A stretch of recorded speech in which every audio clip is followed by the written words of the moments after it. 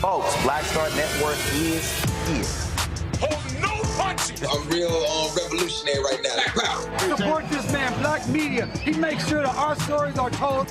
Thank you for being the voice of Black America, Roland. Stay black. I love y'all. All momentum we have now, we have to keep this going. The video looks phenomenal. See, this difference between Black Star Network and black-owned media and something like CNN. You can't be black-owned media and be scared. It's time to be smart. Bring your eyeballs home. You dig?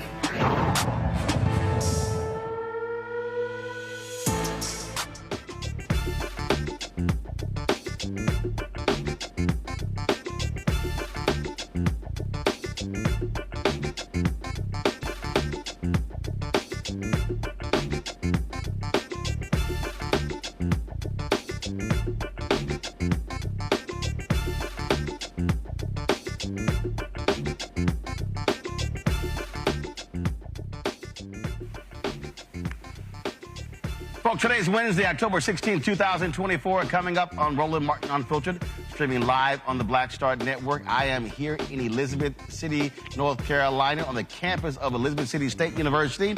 Lots to talk about. This is a battleground state, and Eastern North Carolina is going to be critical to the chances of Vice President Kamala Harris winning this state. The first time Democrats could win the state since Senator Barack Obama won it in 2008. We'll talk to some students here, also local leaders, about what's happening on the ground when it comes to getting the black vote out, which will be critical in this election. Also, a big ruling coming out of Nebraska. The state Supreme Court there knocked down Republican efforts to prevent the formerly incarcerated folks from being able to vote.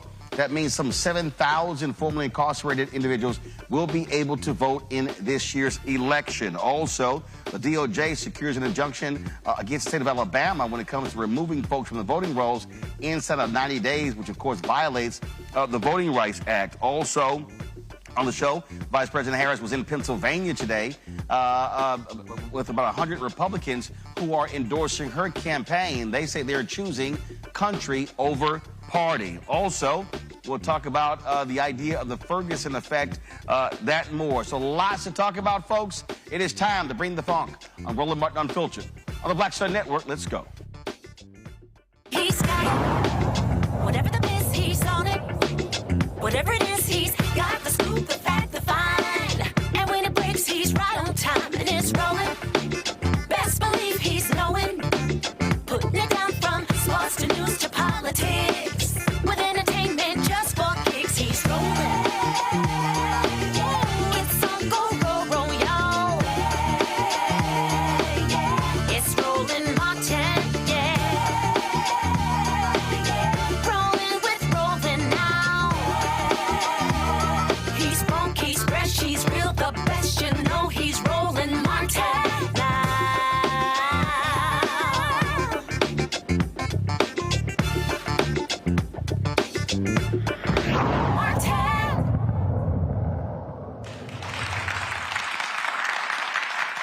All right, folks, we are here on the campus of Elizabeth City State University, the Vikings in North Carolina. Glad to be here. Of course, we were just here on Sunday when I interviewed Vice President Kamala Harris in Greenville at East Carolina University. North Carolina is a critical state when it comes, one of the 7 battleground states that will determine the 47th president of the United States. And you know what? To get things kicked off, let's hear from the sound of class here at Elizabeth City State University. Their band. Let's go.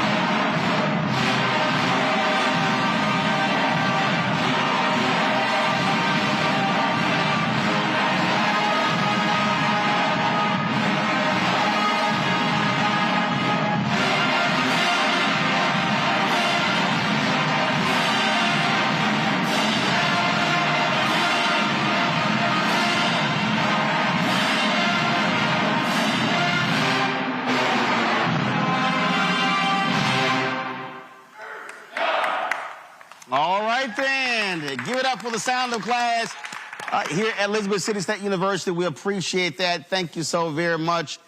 We had Fayetteville State on Friday. Now, they put some pressure on y'all now, so Fayetteville State, let's see what y'all gonna do on Friday. I'm just saying. So again, I appreciate that, folks.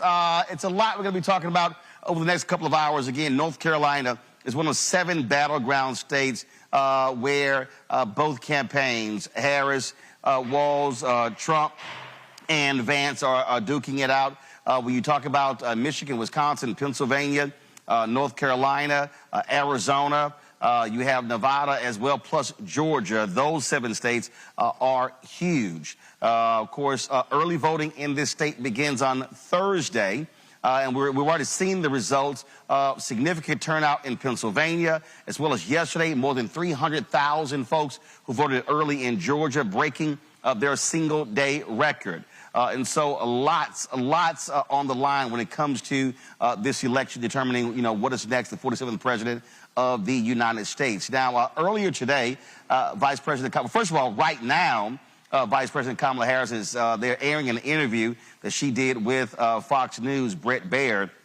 Now, me personally, I don't think they should have done an interview with Fox News because when you pay a $787.5 million settlement because you were advancing Donald Trump's lies for the 2020 election, to me, that means that they disqualified themselves from getting an interview, from hosting a debate, or anything along those lines. And in fact, they still are involved in the Smartmatic lawsuit. Well, they were calling into question their voting machines, and so they could very well pay more than $1 billion, even in that particular lawsuit. That lawsuit was actually about $2.5 billion. Newsmax settled with them as well, and so, but that's what's going on. So we'll have some of those clips for you during the show as well.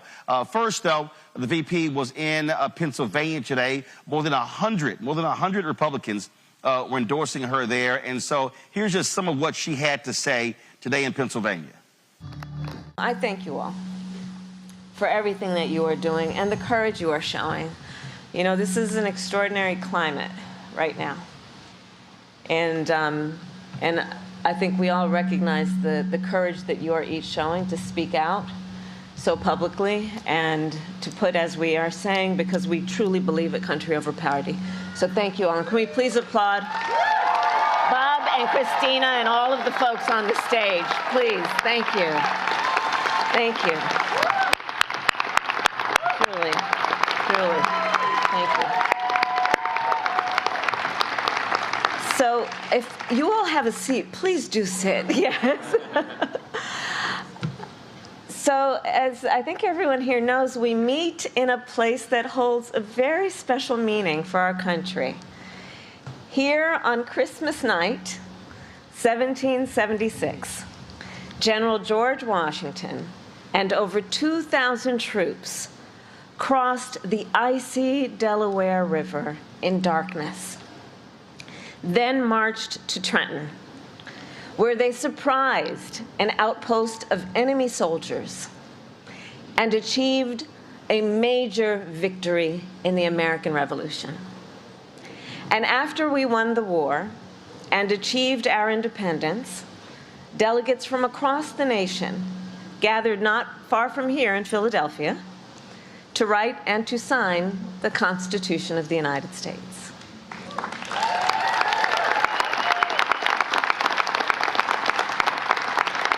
And we remember and reflect on what that moment was, knowing that leading up to that work to write, to compose the Constitution of the United States, that work was not easy.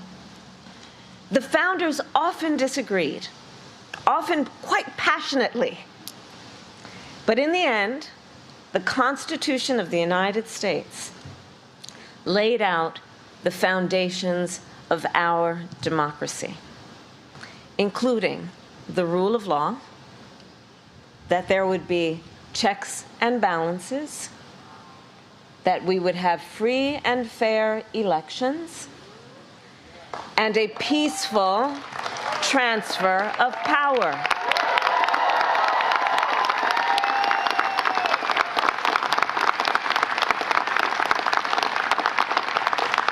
And these principles and traditions have sustained our nation for over 2 centuries.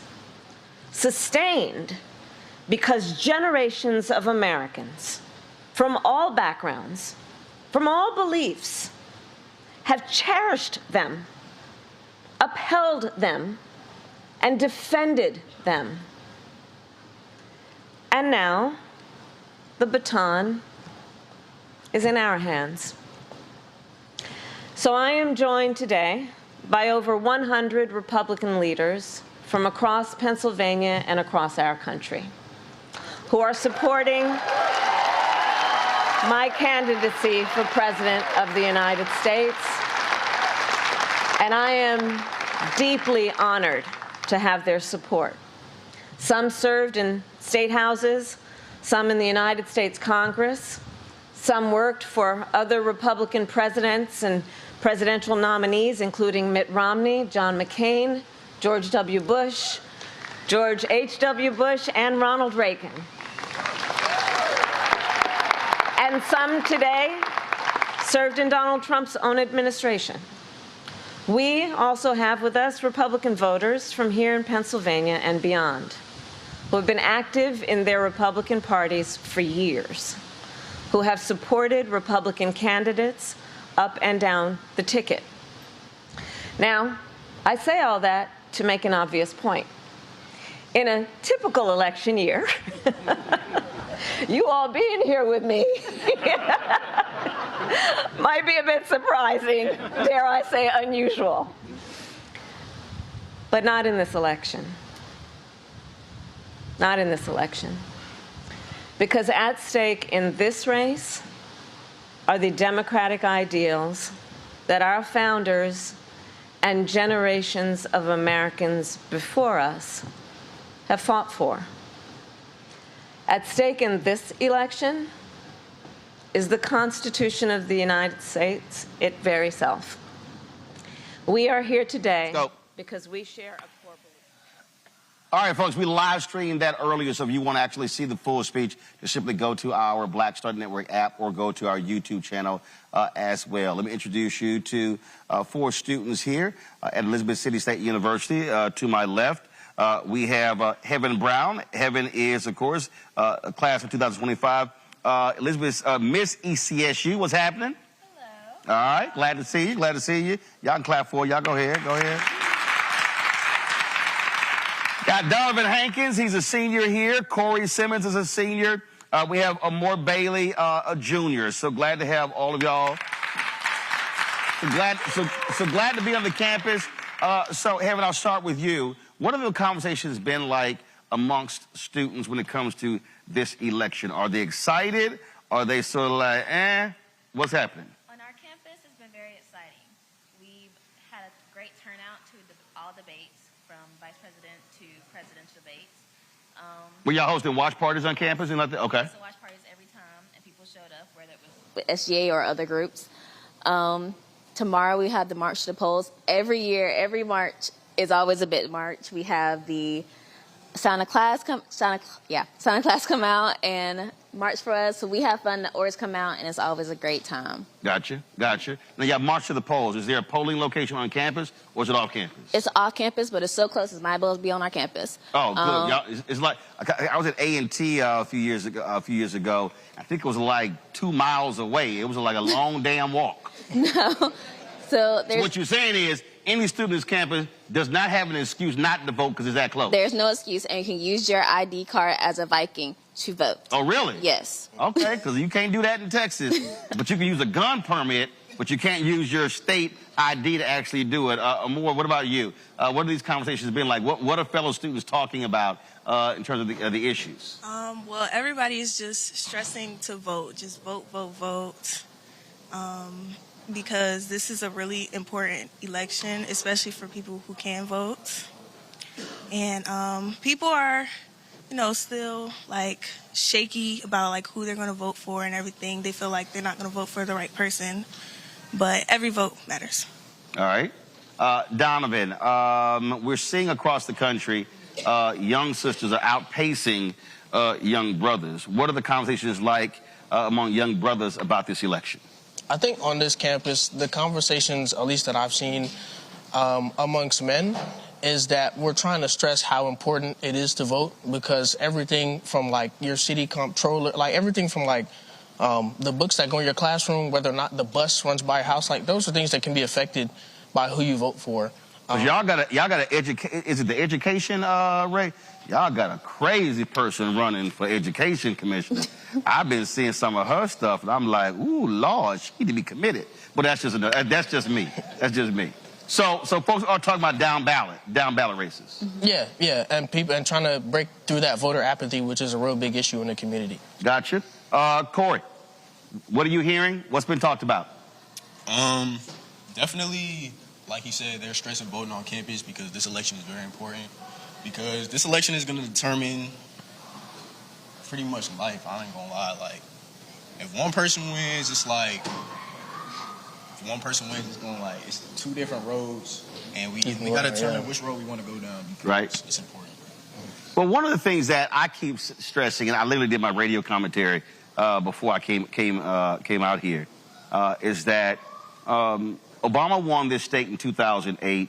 And y'all weren't even close to school, so that was 16 years ago. But he won this state by 14,100 votes because that was a massive black turnout. And ever since then, you've had efforts in this state by Republicans in the legislature to frankly suppress the vote. I mean, all sort of different efforts. You had a federal judge that literally ruled that was laser-like targeting of black voters in this state. And what I keep saying is, I mean, this is a margin election.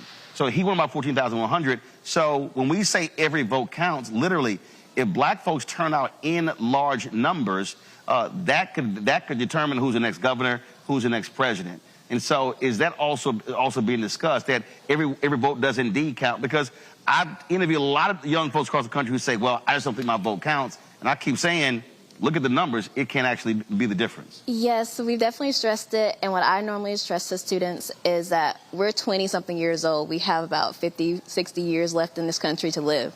This election matters to the rest of our lives. When we graduate, this is the economy we're graduating into. This is our vote.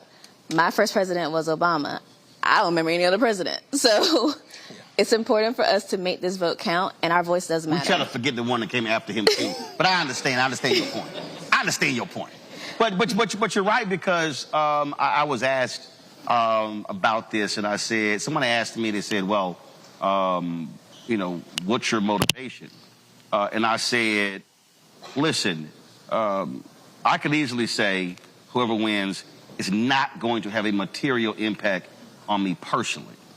I said, but I'm doing all I can because I have 9 nieces and 4 nephews. And literally voting in an election, Donovan, is really the next 20, 30, 40 years.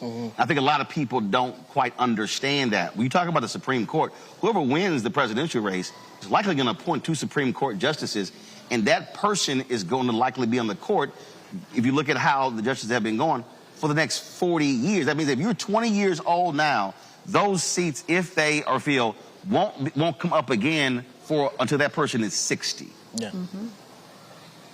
So is that on the minds of folks? I think it's on the minds of some students on this campus. I know some people are more politically adept as to what it comes to what their vote means. I know it's on my mind, but it may not be on everyone's mind. So I think it's important that we go out of our way to make sure that everybody knows that the vote is just more than just turning up to the polls. It's about the future, your children's future, because all that stuff is inherently connected to itself. So Corey and Moore, okay, take me through this. Have y'all encountered students who don't want to vote, and what are y'all telling them? Yes, I have definitely encountered like plenty of people who don't want to vote. And what are you telling them? Well, my mom has this saying. She says every time you don't vote for somebody, it's a vote for somebody else. Right. And so I tell them, like, my mom's saying that you don't vote, you can't eat at this house. Oh. And I'm with her on that. I'm with her. That's right. And look, I'm a firm believer. You cannot come to Sunday dinner unless you bring your "I voted" sticker. But I just let them know, like, because everybody doesn't have the luxury to vote in other countries. This is a very, like, it's kind of free country, but it's a very free country. So the fact that we have the luxury to vote, we should just go out and vote. And I tell them that it's very important because even though, like, the presidential election is, like, the election everybody, like, kind of goes out to vote for, other certain smaller elections are important too. Right. And so they should think about this, think about, like, not voting for, like, prices and other stuff that affects us daily by the... So, Corey, what are your debates like among brothers and sisters who say, man, I'm not feeling nothing you're saying on this voting stuff? So, like, there's been people who's come up to me. Hold the mic up to you, man. Oh, yeah. There's been people that come up to me and they were asking me, like, what's the purpose of voting? Like, why do I have to vote? I'm just getting to college. I don't see a reason why it's not going to have any effect. And the thing that I tell them is think about yourself in 4 years. Think about how you're going to be, how the world's going to be in 4 years if you don't vote versus if you vote, especially for somebody that you agree with their goals. Just hold the microphone right there. But here's the deal. Do they also not realize this is a state school? Yeah. Which means that your funding is determined by elected officials? So if anybody's saying, I don't understand why voting doesn't matter, it's called buildings, facilities, it's called resources. I mean, this school is directly tied to who in the legislature and the governor's mansion. Yeah, I just feel like some people, they don't look at the bigger picture. They just look at the surface of things. Like, one thing that I say, like, that I've been living by, I always like to dig. Like, I look underneath everything. So you can see, like, the deeper aspects, like, you know what I'm saying? Yeah. I'm asking each one of you, most important issue this election season. I'm going to start with you. Most important issue? Most important issue. Can you come back to me? Oh, got to come back to you. All right, Haven, I'll start with you. One or two, what's the most important for you this election? I think education in general, a lot of things have been being put in and taken out of the education system, and we got to make sure that everyone gets the same education. And then women's rights. As a black woman, I feel like it's been attacked a little bit this past couple years, and we got to make sure we're all just protected. A little bit. We've been attacked. So definitely women's rights for me. All right. Donovan? I think for me, definitely education, like Heaven said, but also like a focus on public infrastructure. I think that a big part of our economy, of our GDP, has to do with our ability to produce and export and import things to and from the country. So stuff like bridges, roads, high-speed rail, all that stuff matters because it can directly affect, what you're able to buy, the bread you put on the table, stuff like that. Corey? To kind of piggyback off what he said, I would say inflation. Inflation has been a big thing.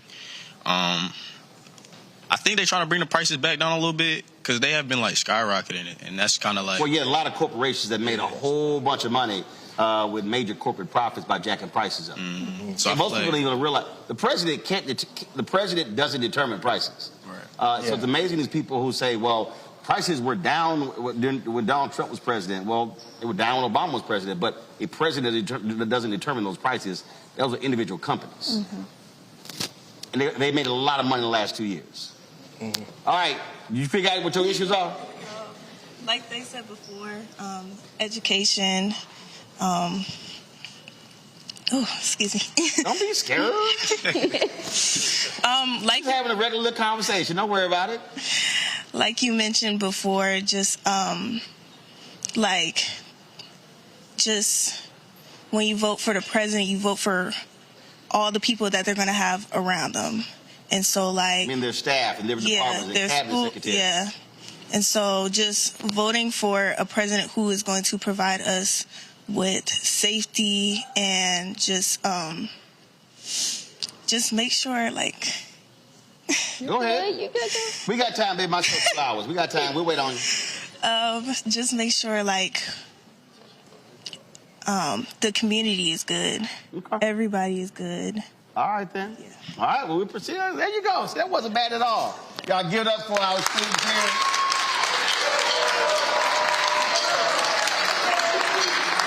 I'm gonna go to a break. We come back. We're gonna talk some more. I got a panel Our virtual panel is back in the studio because we got some additional panelists who are here as well.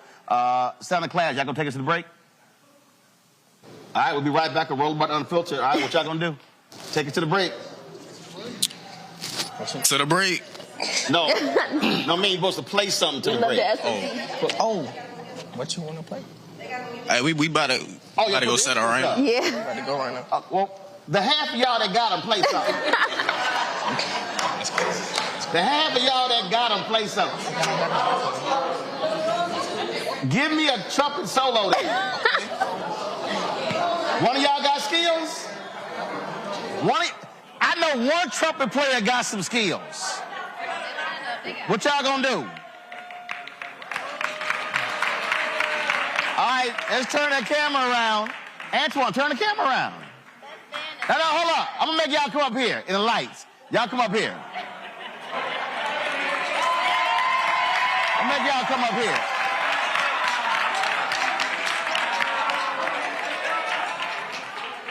I told y'all my show Unfiltered. Y'all don't know what I'm gonna do. All right, let's see what y'all got. My brother played trumpet, I played cornet, so let's see what y'all got.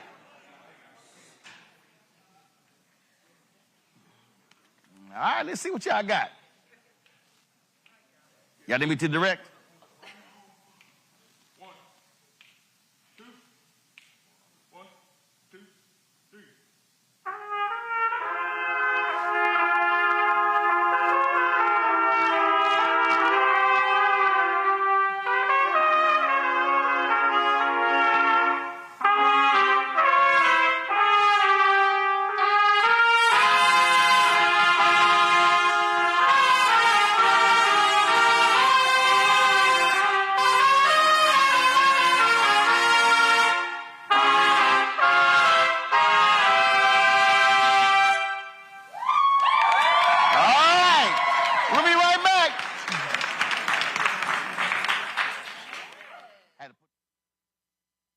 He told us who he was. Should abortion be punished? There has to be some form of punishment. Then he showed us. For 54 years, they were trying to get Roe v. Wade terminated, and I did it, and I'm proud to have done it. Now Donald Trump wants to go further with plans to restrict birth control, ban abortion nationwide, even monitor women's pregnancies. We know who Donald Trump is. He'll take control. We'll pay the price. I'm Kamala Harris, and I approve this message. In 2016, Donald Trump said he would choose only the best people to work in his White House. Now those people have a warning for America. Trump is not fit to be president again. Here's his vice president. Anyone who puts themselves over the Constitution should never be president of the United States. It should come as no surprise that I will not be endorsing Donald Trump this year. His defense secretary. Do you think Trump can be trusted with the nation's secrets ever again? No. I mean, it's just irresponsible action that places our service members at risk, places our nation's security at risk. His national security advisor. Donald Trump will cause a lot of damage.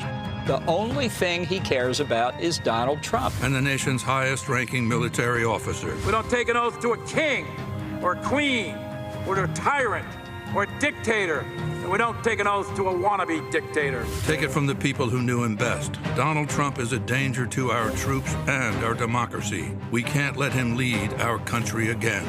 I'm Kamala Harris, and I approve this message. In 2016, Donald Trump said he would choose only the best. I get it. The cost of rent, groceries, and utilities is too high. So here's what we're going to do about it. We will lower housing costs by building more homes and crack down on landlords who are charging too much. We will lower your food and grocery bills by going after price gougers who are keeping the cost of everyday goods too high. I'm Kamala Harris, and I approve this message. Because you work hard for your paycheck. You should get to keep more of it. As president, I'll make that my top priority. Bob and I both voted for Donald Trump. I voted for him twice. I won't vote for him again. January 6th was a wake-up call for me. Donald Trump divides people. We've already seen what he has to bring. He didn't do anything to help us. Kamala Harris, she cares about the American people. I think she's got the wherewithal to make a difference. I've never voted for a Democrat. Yes, we're both lifelong Republicans. The choice is very simple. I'm voting for Kamala. I am voting for Kamala Harris. Carl Payne pretended to be Roland Martin. Holla! You ain't got to wear black and gold every damn place, okay? Ooh, I'm an alpha, yay. All right, you're 58 years old. It's over. And you are now watching Roland Martin Unfiltered. Uncut, unplugged, and undamn believable.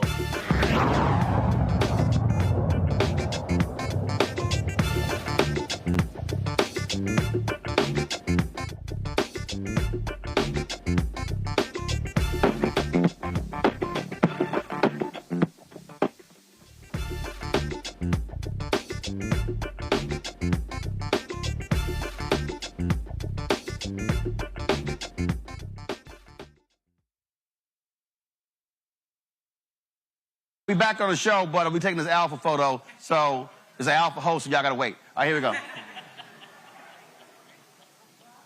Got it? All right. Y'all can head drop.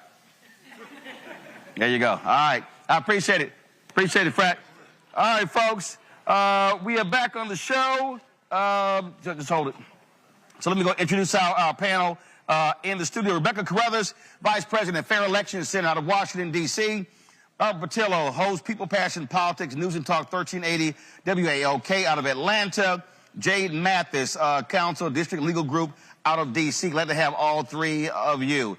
Rebecca, I'll start with you. Vice President Kamala Harris sat down with Brett Baer of Fox News. So, all right, since everybody's whining and complaining about her going on the Fox, when is Trump going to sit down with MSNBC, CNN, and I know he's not going to come on this show? Well, I'm not going to pretend that I speak for Trump or the Trump campaign, so I can't answer that. But one thing that I will say, whether people like it or not, the majority of people are getting their information from non-traditional sources. Americans going into the elections just watching their local news station to get information isn't what's happening, especially with some of the Gen X, the millennials, and most certainly with the Gen Zs. But watching the Harris campaign actually go to more non-traditional and digital sources of media, we'll see in less than 3 weeks if it pays off and if that's the strategy for the future for candidates running for president in this country.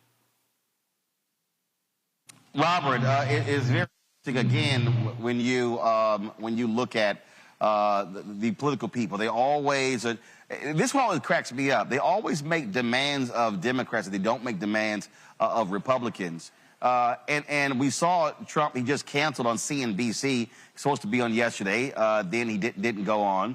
He's been canceling other interviews. Sounded to me like somebody's a little squirrely when it comes to, the ability to actually have conversations. Well, I think what we're seeing is kind of the one superpower Kamala Harris has in this race. Yesterday, I was up in Detroit with Congressman Jonathan Jackson, with Minnesota Attorney General Keith Ellison, speaking with workers and union members about raising the minimum wage on the federal level. At the same time, Reverend Jesse Jackson, who's in his 80s, was in Columbus, Ohio, meeting with clergy and community leaders. Everyone's headed down to North Carolina A&T to appear at homecoming. You have Barack Obama in Western Pennsylvania talking to black men. You have Kamala Harris sitting down with Fox News. This is what happens when you have a broad base, when you have a big tent party, when you can talk to all parts of America and be accepted in all parts of America, where you have an agenda that reaches out to the middle class and talks about building our economy from the bottom up and the middle out and not trickling down. We talk about bringing people together, not trying to divide them along lines of race and sex and ethnicity and age and income brackets. And this is why we see the MAGA movement becoming so small. The fact that you have more Republican presidents supporting Kamala Harris and supporting Donald Trump tells us a lot about what's going on in this country. When you have this small movement, this small angry movement that talks about jailing their political opposition, that talks about putting together a purge, that would give 1 day to take care of those people. When you talk about building concentration camps for 20 million people that you're going to round up door to door, what you call the largest mass deportation in American history, and the original version of it was called Operation Wetback under the Eisenhower administration. When you have that on one side of the aisle versus someone who can articulate a message about uplifting people, this is what makes the Harris campaign so strong, and this is what makes the Democrats' opportunity taking back both the House and Senate also strong going into the general election. And of course, Jade, like clockwork, the likes of Megyn Kelly and Will Cain, all those people whining, complaining about, oh my God, how Harris couldn't answer any of these questions.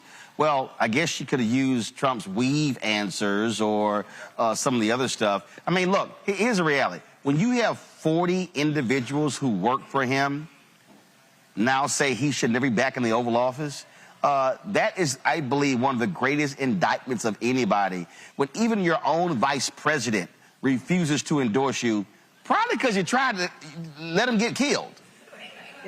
Yeah, and it shows, like, leadership, poor leadership, right? A reflection of poor leadership because the people who were once under your leadership, and it's several people, it's dozens of people, right? It's not 1, 2, 3, 4, 5. It's almost 40 people saying that. Also, this is astronomical, the support for the Republican Party for a Democratic candidate. And I think that's another thing. So, yeah, they can always comment about she's not answering certain questions, but his answers to certain questions are going to be an impromptu concert, right?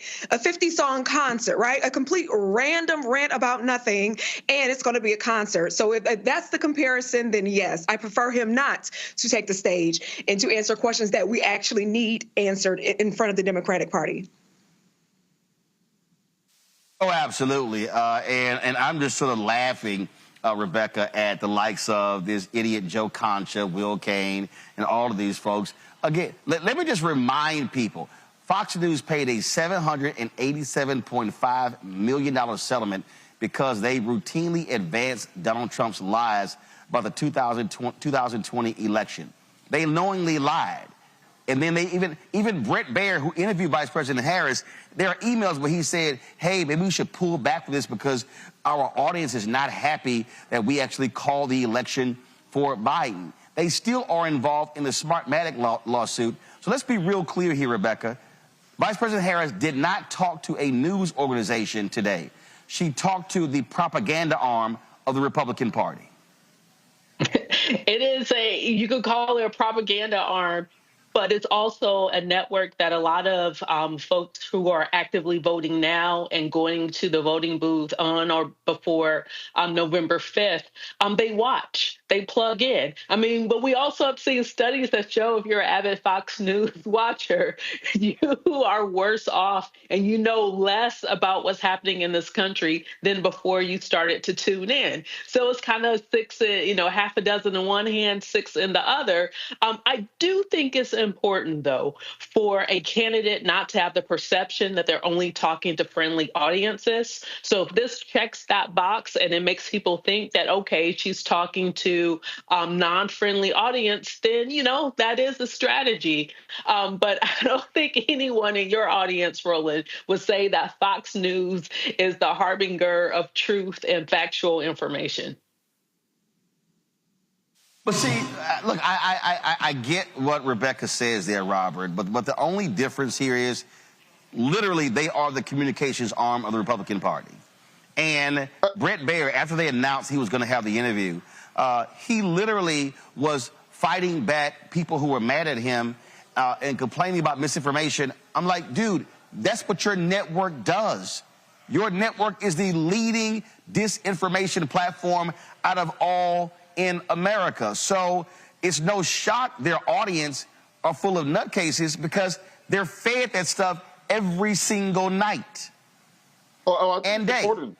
I understand, but I think it's important to talk to all audiences. And there are good people at Fox. Neil Cavuto's great. Shannon Bream is great. Brent is often fair in his interviews. I think you have to separate those from the kind of the Jesse Waters, Laura Ingrams, Sean Hannity's of the world. And at the end of the day, those Nikki Haley voters who don't like Donald Trump, they're watching Fox News. Those Romney Republicans that are going to be crossing over, they're watching Fox News. The people who are Liz Cheney and Dick Cheney supporters who endorse Kamala Harris, they're watching Fox News. So if you can get 1 out of every 1,000 people to potentially consider switching over, that might be the margin in one of these swing states. And that shows the broadness and the strength of the Harris campaign, the Harris wall ticket, because Donald Trump kills, he can't step into the arena on Roland Martin Unfiltered. He can't step into the arena on any network that isn't completely in the tank for him, because as we've seen in the last week, he melts down at even the slightest question because he understands that with any pushback, his answers fall apart. Absolutely. And I just think that, again, Jade, fine, they did it. You move on. But you got to call a thing. And that is a network that actually is filled with a bunch of liars, and they lie every single day. And people tune in, quite frankly, to watch that and to hear those lives, right? People are probably been following Fox for decades, the people who are currently watching, or they have some new watchers, I'm sure. But they tune in to hear that bash train, that hate train. They're tuning in to hear a particular thing, so Fox News has to give it to them. Yep, that's exactly what happens. All right, folks, going to go to a break. We come back. We're going to talk about a lot more election stuff happening. DOJ gets an injunction out of Alabama. Huge ruling by the Nebraska Supreme Court when it comes to voting rights for formerly incarcerated folks there. And then we'll talk about what's happening on the ground here in North Carolina, in eastern North Carolina as well. We're broadcasting live from the campus of Elizabeth City State University. Folks, this is Roland Martin Unfiltered on the Black Star Network. Don't forget to support the work that we do. Be sure to join our Bring the Funk fan club so you're checking money order. P.O. Box 57196, Washington, D.C., 20037-0196. Cash App, $RM Unfiltered. PayPal, Martin Unfiltered. Venmo is RM Unfiltered. Zelle, Roland at RolandSMartin.com. Roland at RolandMartinUnfiltered.com. We'll be right back.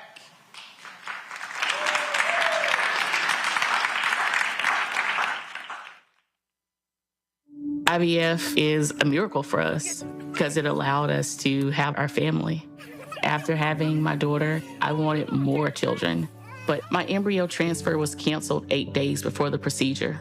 Donald Trump overturning Roe v. Wade stopped us from growing the family that we wanted. I don't want politicians telling me how or when I can have a baby. We need a president that will protect our rights, and that's Kamala Harris. I'm Kamala Harris, and I approve this message. Of 100 Republicans who worked in national security for Presidents Reagan, both Bushes, and for President Trump, now endorsing Harris for president. She came up as a prosecutor, an attorney general, into the Senate. She has the kind of character that's going to be necessary in the presidency. Vice President Harris is standing in the breach at a critical moment in our nation's history. We have a shared commitment as Americans to do what's right for this country. This year, I am proudly casting my vote for Vice President Kamala Harris. Former generals, secretaries of defense, secretaries of the Army, Navy, and Air Force, CIA directors, and National Security Council leaders under Democratic and Republican presidents, Republican members of Congress, and even former Trump administration officials agree there's only one candidate fit to lead our nation, and that's Kamala Harris. I'm Kamala Harris, and I approve this message.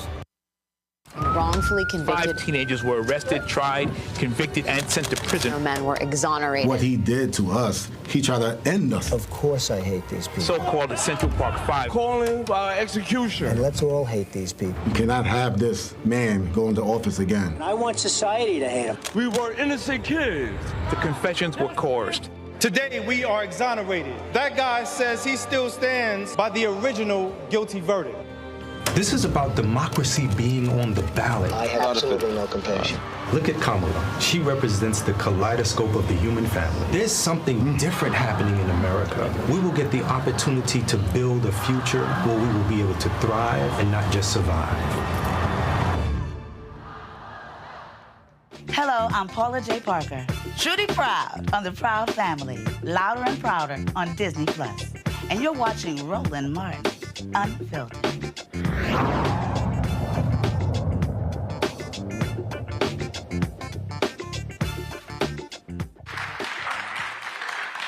Double checking. They have both of your names. All right, folks, we are back. Elizabeth City State University. As I keep saying, North Carolina is going to be a crucial battleground state. And we're already seeing it. Millions of dollars are being poured into this state. Television, radio ads, folks on the ground. Early voting here starts tomorrow, and so we look forward to that. Right now, we got two guests here. Introduce yourselves. Tell the folks who you are. Good evening. I am Keith Rivers. President of the Pasquotank County branch of the National Association for the Advancement of Colored People. And we just want to say thank you, Roland, for being here in the rural part of northeastern North Carolina. Appreciate it. Kirk Rivers, mayor of the great city of Elizabeth City, North Carolina. Take each other to know each other. Ever since I've been born. Gotcha. That's why I couldn't introduce y'all. I want y'all to introduce yourselves because everybody watching, they brothers. So it's like let y'all know that. So let's talk about this. Let's talk about this election. You mentioned rural part, and the reality is when you look at Georgia, North Carolina, many of these states, you often have folks who only go to Western North Carolina. Going to much larger cities. But for folk who don't understand, explain to them how critical these large black counties are in East North Carolina. They are very, very critical in this election. One reason is our county and this area of Northeast North Carolina is very unique because we live in what I like to refer to as the media desert. The bulk of our media comes out of Virginia because we're so close to the Virginia line. We're 20 miles from the Virginia line. So persons that have satellite don't get North Carolina news. Those that have cable, the media, the North Carolina news actually comes out of Wilmington. So we're in a very unique situation because it's very hard to disseminate information. It's hard to carry that out. And many times when persons are going to the polls, earlier the students spoke about, what are the issues when you ask them? Who's on the down ballot? A lot of times we don't get those. So you just being here is vital and is critical because our students at this university have been under a continuous attack, an onslaught, if you want to call it, by the local, by many members who are of the extremists of the local Republican Party. And this has perpetuated itself even over the last 4 months. Earlier you talked about the voting site, which is the Kermit White Center here, which is owned by Elizabeth City State University, but it's not on the internal campus. And there was a push by the local Republican Party here to remove that site. Right. And to take it to the local Board of Elections. And this went on for over 4 months. And they filed numerous complaints. They were frivolous. They were fraudulent. How far away is the local Board of Elections office? We would have had 2 voting sites within 100 yards of each other, or 200 yards, because when the state board agreed to have 2 early voting sites. Right. However, our local election director resigned in the month of August, followed by the deputy director. So the same Republicans that were fighting against the Kermit White Center came back, and in a unanimous vote after their resignation, which looks like the rest of North Carolina, because since 2019, 60% of the election directors in this state have resigned. Many of them cited for intimidation and just constant. Now, here in Pasquotank County, our election director nor deputy gave any reason why they resigned, but we know that complaints have been filed. They filed complaints against us from 2020. Right. They have continuously filed complaints about student voting. So we can see the handwriting on the wall. So we would have had 2 election sites within probably 150 yards of each other. But yet when the director and the deputy director resigned, it was a unanimous vote. And the Republicans said, okay, well, let's go to the Kermit White Center. And they've already started in talking about some of the things that they want are so unrealistic. The lighting on the building. They don't feel safe. Why don't you feel safe? See, Kirk, the reason that people need to understand what Keith is describing literally patterns Waller County in Texas where Prairie View is. Same thing. And it's the same thing, I mean, in Fort Worth, in Arlington, Texas, University of Texas at Arlington, which is a PWI. But the Republican Tarrant County judge, he wanted to remove the early voting location off of the campus of UTA. You're talking about a university with, 10, 20,000 students, and you go faculty, plus it's easily accessible for the public because of parking as well. I remember, I think it was 2012 or so, I can't remember the year, there was a clerk in Wisconsin who admitted to purposely moving an early voting location off of a college campus because too many of the white college students were voting Democrat. And they moved it out to a place far away that had a small parking lot, and because they wanted to frustrate people. And so for people who don't understand, and I've been covering what's been happening in this state going back to 2008. After Obama, this state used to have low voter turnout, but there was massive engagement, maximum turnout in 2008, and Republicans said, oh, hell no, we can't have this. Right. And in this state, black people specifically have been under attack by Republican leadership in the legislature, even when you're Republican governors, the boards of elections, ever since Obama won in 2008. That's right. And they continue to try to cause confusion. Elizabeth City State University, we're home of the mighty Vikings. And right here, what's the student side? What's the population here? This year they're on the rise. I think in the last we're probably at about 1,800. Got it. But the key is... You say higher. What's the number? 2,000. There we go. 2,200. There we go. So when don't leave out the other 472. Exactly. When I was first elected, right out of graduating from Elizabeth City State University, from that point, I was elected to be city councilman. From that point right there, the Republican Party has been filing suit against ECSU, causing confusion. And wasting money. Exactly. And then about 6 or 7 years later, we had a student to actually run.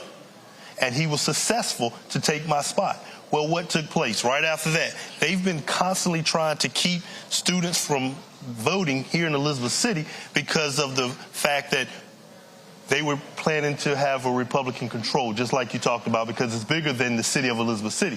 But we have to make sure that we continue to let our students know that they are the power, that they are the strength, that if we get them to turn out and vote, to exercise, to be a part of this democratic process, then we begin to make a change. But as long as we stay divided, as long as we allow confusion, students, older people, they shy away from that. And that's something that I continue to applaud the NAACP, because they're constantly fighting to make sure that our students know IDs, constantly bringing election officials out to the campus to have informative sessions on how to register, not to just be kicked out because you put the wrong box.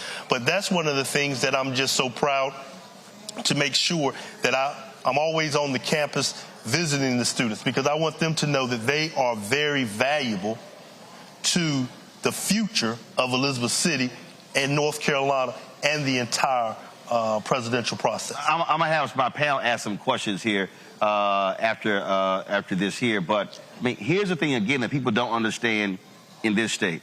They were so dastardly, they split North Carolina A&T into 2 congressional districts. We used to have that.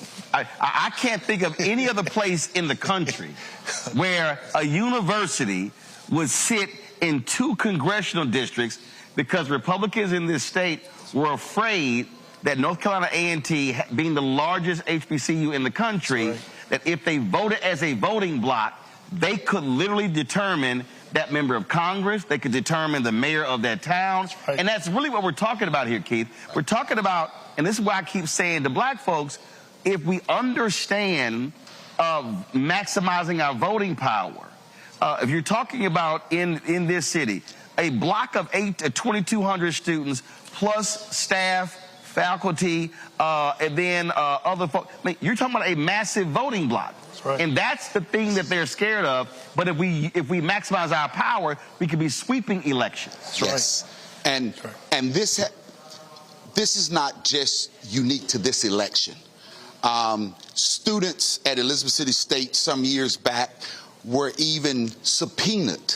Right. You imagine you send your child to college, they go out and vote, and then somebody walks in and hands them subpoenas. The sheriff's department walks in and issues subpoenas, and the students then have to go in front of a hearing. And that just didn't happen once, twice. It has happened 3 times. And that's that type of intimidation that is taking place in northeastern North Carolina that really mirrors what's going on. It's just exemplified here because many times that media desert that we live in, it's not covered. It's not talked about. And when you're in small and rural areas, because we don't have a lot of the resource, because we don't have numerous social justice organizations, it is very easy to target individuals. But, you know, there's a saying, maybe nonpartisan, but I'm political as hell. And we're going to protect these students. We're going to protect them as they go to the polls. We're going to protect their rights. We're going to be there for them. And that is so important because when I do talk to students, I let them know that it was young people in the 60s. You know, when they look now and they see Dr. King, they think about him as an older gentleman. But Dr. King was 25. When we look at Selma, we look at Bloody Sunday, that was John Lewis under the age of 21. That was the young people that made the difference. And this is what they have to know, that they make the difference, and it is their right. If they want to vote, they're going to vote. They're going to be protected.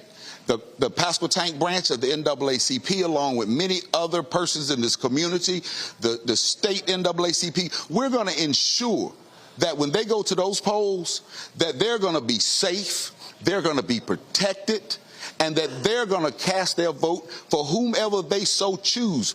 But they have to know, and that's why, again, Roland, we're just so excited that you chose to be here so that these issues can come to forefront. You know, we were here when Andrew Brown Jr. was murdered, and young man was shot in the back of the head. And the deputies went back to work here in Pasquotank County. But we took that pain, and I want our students to know and everybody to know, we took that pain and turned it into political power. Because at the very next local election, my brother became the mayor. 5 out of the 8 seats on city council were black people. Okay? And it's always not necessarily about color, but it's about people with like interests. Right. But we took that pain and turned it into political power. And Kirk, that's the thing that I'm always, earlier I said it's math. And when you talk about politics, if you got an 8-member city council, you need 5 votes. That's right. If you got a 9-member school board, you need 5 votes. If you got a 7-member county commission, you need 4 votes. Right. And it's important for any student, any middle-aged person, any senior citizen to understand that it's a numbers game. That's right. If you look at many of these places where you have 35, 40, 45% African-American, in some places 50, 60, we could literally be running the table. So when people talk about, well, our issues are not being addressed, well, if you don't vote, it's a guarantee they won't be addressed, and then we can control it. And it doesn't, listen, I was in Montgomery, Alabama, and that was a white woman who was hardcore about making sure kids in that predominantly black city were being educated during COVID. I was at Alabama State a couple of weeks ago, and she was there, and she thanked people bringing her on the show. And so, bottom line is, there are white folks of conscience, there are Latino folks of conscience, Asian folks of conscience. You talk about it's not about race, it's about like interest. But if we let folks sit on the couches, then you literally can't change anything in the city, in the county, in the state, in the country. That's right. It's about the numbers. And other people recognize, but sometimes we're last to recognize that if we come together, if the students come together, 2,200, we have about 3,000, 3,200 on the city election for mayor out of about over 20,000 residents. You're saying in the city election, some 3,300 folks cast ballots. Voted for mayor. Voted for mayor. Voted for mayor. So this campus could literally change. Pick the mayor every 2 years or 4 years. Every 2 years. Every 2 years. Every 2 years. Even down to our representative for the House. 1,200 votes. State House. I believe Howard Hunter lost on his last election by I think about 1,200 votes. 2,200 changes the election cycle. Takes one. But we don't, because they're so going after causing confusion, that a lot of times we don't have the opportunity to tell the story and let our students, let the persons who sit on the couch know that they are very important. And that's what, I think that's what I tell my brother, that's their game all the time. Keep causing confusion. That way we don't have opportunity to educate. And once you tell people and empower them through educating, telling them what's going on, now they get motivated. Now they're trying to learn. And once you get, when you had these students up here, I was just listening to some of them talk, and I was becoming energized because it's great to hear students talk. A lot of times, older people only once talk. But when you hear students that they begin to understand that they control the power, that they can dictate what takes place in the state of North Carolina, in Elizabeth City, that's power. That's power that we have to tap through all. And North Carolina we're the largest, have the most four-year historically black colleges in our state than any other state. If the students come together and decide and push an agenda, everyone would be able to get their agenda. ECSU could have multiple buildings, more funding, if the students come together, but they have the power, and that's why we're glad that you were able to come here, come to the campus of Elizabeth City State University, because as Elizabeth City, as the mayor, the one thing that I let everyone know, we're proud to say we are the home of the mighty Vikings. We're recognizing, I love to come out and talk to our students. I try to bring multiple people out because they are the economic source that's in our city. They are the voting base in our city. We need Elizabeth City State University, and I'm a mayor that has no problem with saying that because I want the students to know that they are a valuable asset here. Well, you also need it because this university is a major economic generator to this city as well. Robert, I'm going to go to you, Robert, because when Moral Mondays was taking place here, being led by Reverend William Barber and others, what was very interesting about that is I never forget, I spoke a couple of years later. It was Reverend Barber's last NAACP state conference dinner. And there were a group of 3 or 4 white women, and they said, I bet you never thought you would meet 4 white women as founders of an NAACP chapter. And they talked about founding this chapter in the mountains of North Carolina because through Moral Mondays, there were white folks who said, wait, they talking about the same stuff that I'm being impacted by. And so what you saw was what began as a largely black Moral Monday movement begin to totally change. That's what I'm talking about, how when you focus on those issues, how North Carolina literally can change as opposed to being a red state. You're absolutely correct. Now, I think that when we look at the expansion of the map that Kamala Harris has exhibited since she got into this race, and then you can't ignore, Mark Robinson is there. He's a entity on the Republican side. And for our Christian conservative voters who might be watching, I want you to think to yourself the fact that Mark Robinson will probably still get 40% of the vote in North Carolina, despite saying he's a black Nazi. He will still get 40% of the vote. So for our guests, I would like to ask, what are you hearing in response to kind of this extreme MAGA agenda? And for people who are still undecided, have you talked to them about what Project 2025 is going to do to affirmative action? Have you talked about what it's going to do to HBCU funding? What are people saying when you talk about the agenda the other side of the aisle has?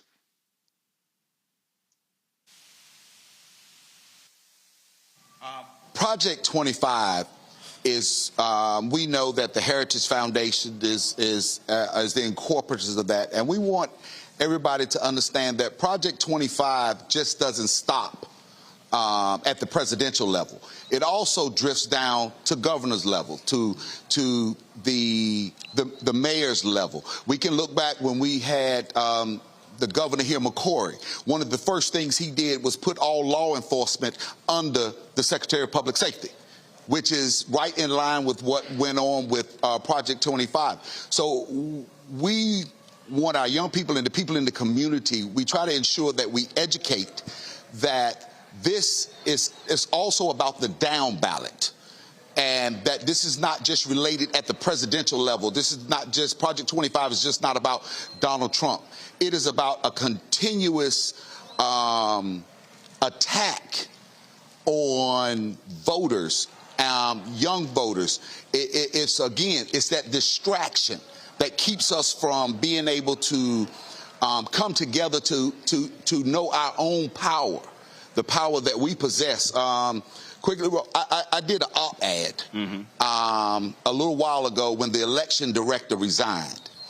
And, you know, it's difficult already to attract persons, quality persons in positions in the city, such as your county managers and your city managers, your superintendents. A lot of people don't want to come to an area that is chaotic. So it is very important that whites speak up against whites. That's one thing that we have a problem with in our area. You know, when it seems that the only time something goes wrong in the local area, it's always the blacks at the forefront. But yet I can't remember the last time that a white person was held accountable by white people. And I mean, it may be a lot of liberals and things differently, but here, at the end of the day, it still becomes white and black. And we catch a lot of havoc, but, you know, I have to speak truth to power. That's all I know. And if we would come together and hold people accountable, regardless of the color, they're white and they're not doing their job. Or Republican or Democrat. Or Democrat, but hold them accountable. I can look at when with all the financial things that were going on in Elizabeth City, as soon as my brother got elected along with the entire council, all of a sudden these issues come up. These issues about the audits. These issues about the LGC, which is now overgone. The audits have been late for probably 6-7 years before then, when there was a white city manager. But see, all of a sudden, it didn't happen then. No, there was a town in Tennessee, same thing happened there, where the same issues came up. Right. So, but again, look, those are things that we know what's going to happen when African Americans take over. That's also still why you have to maximize power. Rebecca, your question. Yes, so I've done campaign work in North Carolina, and one of the things that I remember is a lot of the foreign interference, specifically targeting disinformation and misinformation, targeted towards Black folks and especially Black registered voters. Well, it's happening again this year. So can you all talk about some of the messaging that you've been using on the ground to talk to skeptical people who are skeptical about turning out to vote this year? Well, we definitely, the thing about it is, it's so much confusion, it's so much negativity that it turns people off. And that's where we have to let people know that you still have to go to vote. Just early when I was listening to Roland talk, when he talked about, we have a young lady running for a state superintendent. She said nationally, kill or pay-per-view, and let's kill Obama. Now, how can you be the Secretary of Education? When you're talking to our young people and you're telling people that we can pay, let's execute Democratic leaders in North Carolina. That's because confusion to the Republican Party is what they're looking for. And we have to make sure that we choose in this election right here, we have to let people know there's two paths. Either you can go with the path that is not about confusion, but let's talk issues, or you can continue to go with confusion. And one thing I found out since being mayor, if we talk to the issues directly, people will get behind you, because that's what we have to stay on track. We have to make sure that we continue to talk about attack on women's body. We have to make it simple and plain about Project 25. We have to make sure that we continue to educate the people at the ground level that it is just not about the presidency, but it's down ballot. And we have to always make sure that people who are capable of understanding bring plain talk is what I like to say. Let's talk plain to the people we are asking to go out and vote. And a lot of times we just don't go. We just automatically assume that everyone's going to vote Republican or everyone's going to vote. But we have to make sure that we talk about the issues. We have to talk about the attack on women's rights. We have to make sure that we talk about how they're trying to disenfranchise, how they're continuing to try to devalue our students and their vote. But we have to make sure that we educate and keep talking about the issues and stop talking about all this confusion and stop letting them bring scare tactics into our community. All right, then. Jade, what's your question? Okay, and my question is going to be, do you think particularly for the NAACP, there's an issue with mobilizing voters there or people coming on board, for instance, the churches, the nonprofit organizations, students, colleges? Do you think there's a bigger issue right there that's internal that can seep out into this election or any other federal election? And if so, what are you all working on to help with that mobilization and to close that boundary, that gap? The NAACP North Carolina. What's happening? Well, there's a lot of layers. One, there has been a push for phone banking, door-to-door canvassing. Here in Pasquotank County, we've done over 10,000 phone calls. We are knocking on doors. We also have a van. We call it Souls to the Polls, where we are offering rides to the polls. And again... Now, is that every day? During early voting. They call 252-421-1090. And they make their appointments. Slow it down. Repeat it again. 252-421-1090.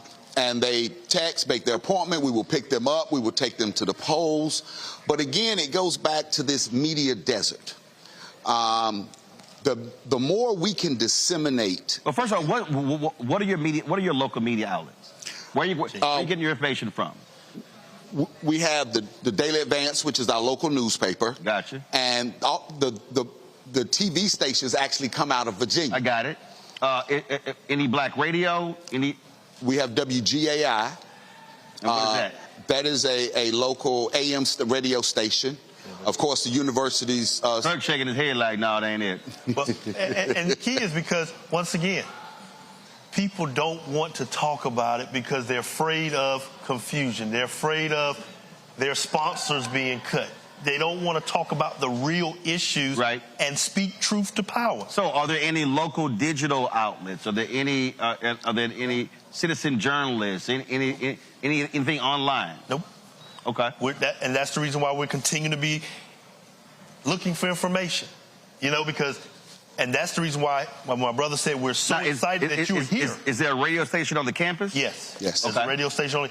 But that's why we're so excited because, once again, people are being politically correct by not talking the truth or skirting certain issues, don't want to say what's going on because they feel it's a backlash. Well, that's one of the reasons why for us, I mean, look, our fan base, since we launched the show 6 years ago, we had 31,000 of our fans contribute to our show in excess of $2.5 million. And the reality is when you are dependent upon other sources, that's how you're going to control it. And so for me, being able to own it, control it, not sitting here worrying about that. I mean, something that needs to be said has to be said. That's right. And again, I think that's really important. Last question for you. Jade asked a question about in terms of the canvassing and things along those lines. Are you getting resources from the national organization? Are they funding efforts in North Carolina on the ground? Yes, but that comes at the state level, and then of course the information, the training. We partner with a lot of. So the state sending y'all money? The state conference and the NAACP? I'm just making sure y'all getting some money. No, where we are, what we do is we partner with a lot of social justice organizations here, such as Black Voters Matter. The state conference or NAACP sending y'all some money? We get resources from the state conference. I just check. Hey, I just want to know because if I need to call Derek Johnson, I call and say, bro, for the check. And we get, I ain't got a problem calling, so I'm letting you know. I ain't going to call nobody. We get resources. Okay, all right, keep checking. And so the push again is that dissemination of information. For example, like my brother said, Morrow, who's running for state superintendent, there's so many people that had no idea about those comments that were released on CNN when they said, hey, put the execution of Obama on paper. Oh, she got her damn and we actually went to the Republican meeting when they advertised that she was coming. I was asked to leave. Damn, I would have showed up. But we kept enough people there to hear, and people need to know this. When somebody is talking about, executing the governor, Roy Cooper, executing Biden, and how can you, and now you're saying that you're going to be the state superintendent? Right, of all education. Of all of education. And you illiterate. And so schools of child. I ain't got a problem. Hey, listen, I ain't got a problem. There's some things y'all can't say. I ain't got a problem saying it. Hell, she was sitting right here. I said it too. You illiterate. So first of all, let me thank both of y'all. I appreciate it. We're glad to be here. And again, we're going to keep, our whole point is simple.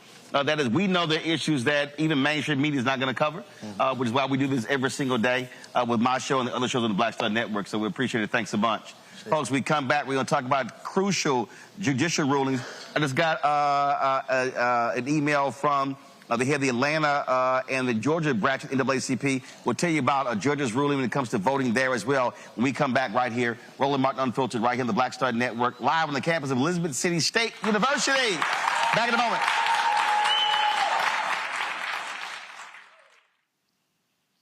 Here's a 78-year-old billionaire who has not stopped whining about his problems. Oh, she had a big crowd. Oh, the crowd. This weird obsession with crowd sizes. It just goes on and on and on.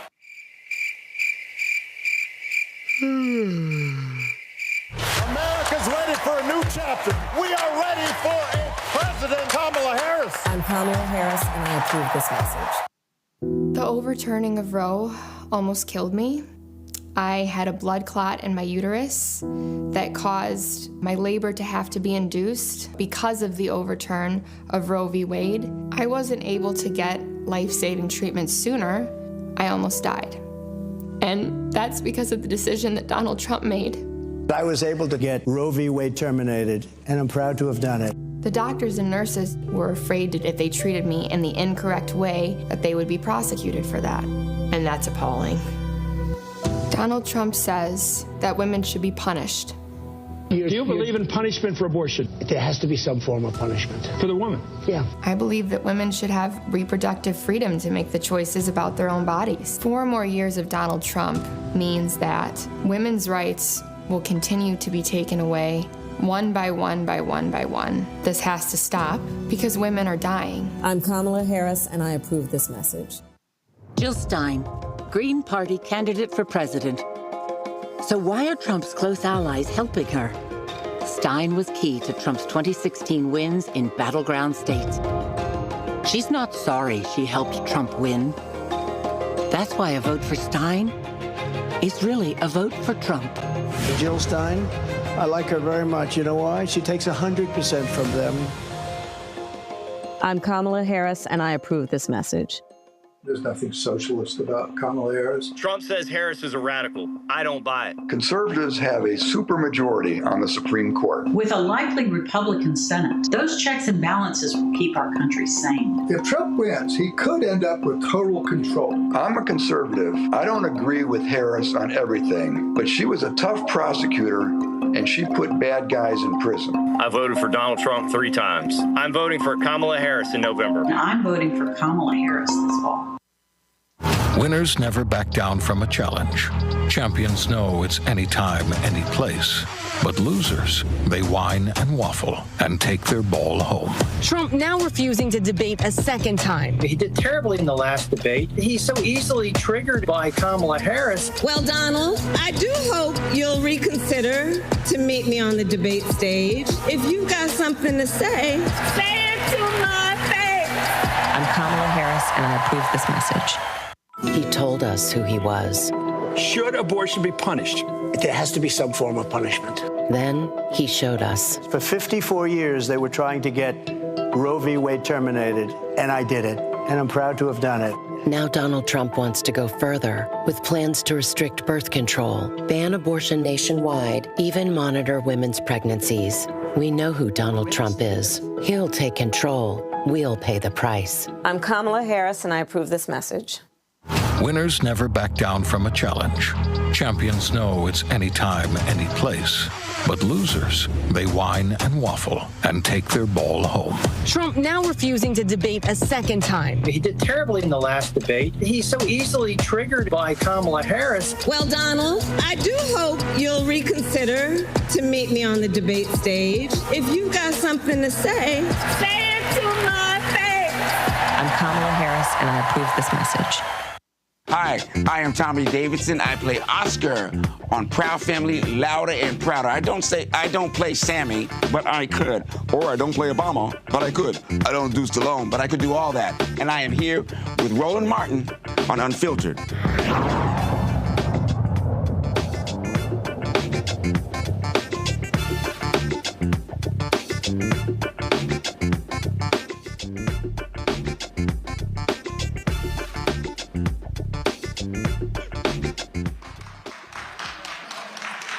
Let's go. All right, folks, welcome back to Elizabeth City State University. Today in Nebraska, the state Supreme Court made a huge ruling impacting formerly incarcerated folks. They ruled that the state's top election official had no authority to declare a state law that restored the voting rights of those convicted of a felony to be unconstitutional. In July, the Secretary of State in Nebraska ordered county election officials to reject the voter registration of those with felony convictions, citing an opinion issued by the state attorney general. Now, the ACLU sued. They actually won today. And Rebecca, some 7,000 people formerly incarcerated have the right to vote. This was one of those just amazingly idiotic decisions, because you literally had the legislature pass a law, and the Secretary of State decided unilaterally that it was unconstitutional, and the AG backed it up. I've never heard of a Secretary of State and an Attorney General determining a law passed by the legislature to be unconstitutional. That ain't their damn job. Look, y'all know I'm from Nebraska, and you see why I fight so hard about voting rights, because dealing with idiotic people who think that they get to tell the state legislative branch that they can't create rules, but instead it's going to be an administrative branch making the rules in Nebraska. So I talked to so many people from back home today. If you read the ruling, it's extremely scathing. The Secretary of State and the Attorney General was clearly out of bounds here. So now there's going to be additional 7,000 plus people who are eligible to vote. And do remember, in Nebraska actually splits its electoral college vote. And so in the Congressional District 2, which is largely the Omaha-Douglas County area, you're going to see real impact with what happens at the top of the ticket. Not only is the vice president in a very competitive race against Trump, but also we see that there's 2 U.S. Senate races that are on the ballot. We see there's an independent against the incumbent Republican. We see that race is tighten up. And then we see a Democrat against the other incumbent Republican. And we see that race is pretty interesting with Preston Love, who is a Black man and actually, I believe, ran one of Jesse Jackson's campaigns in the 80s. So that said, keep your eye on Nebraska. This is going to have an impact on what happens with that electoral college vote coming out of Omaha.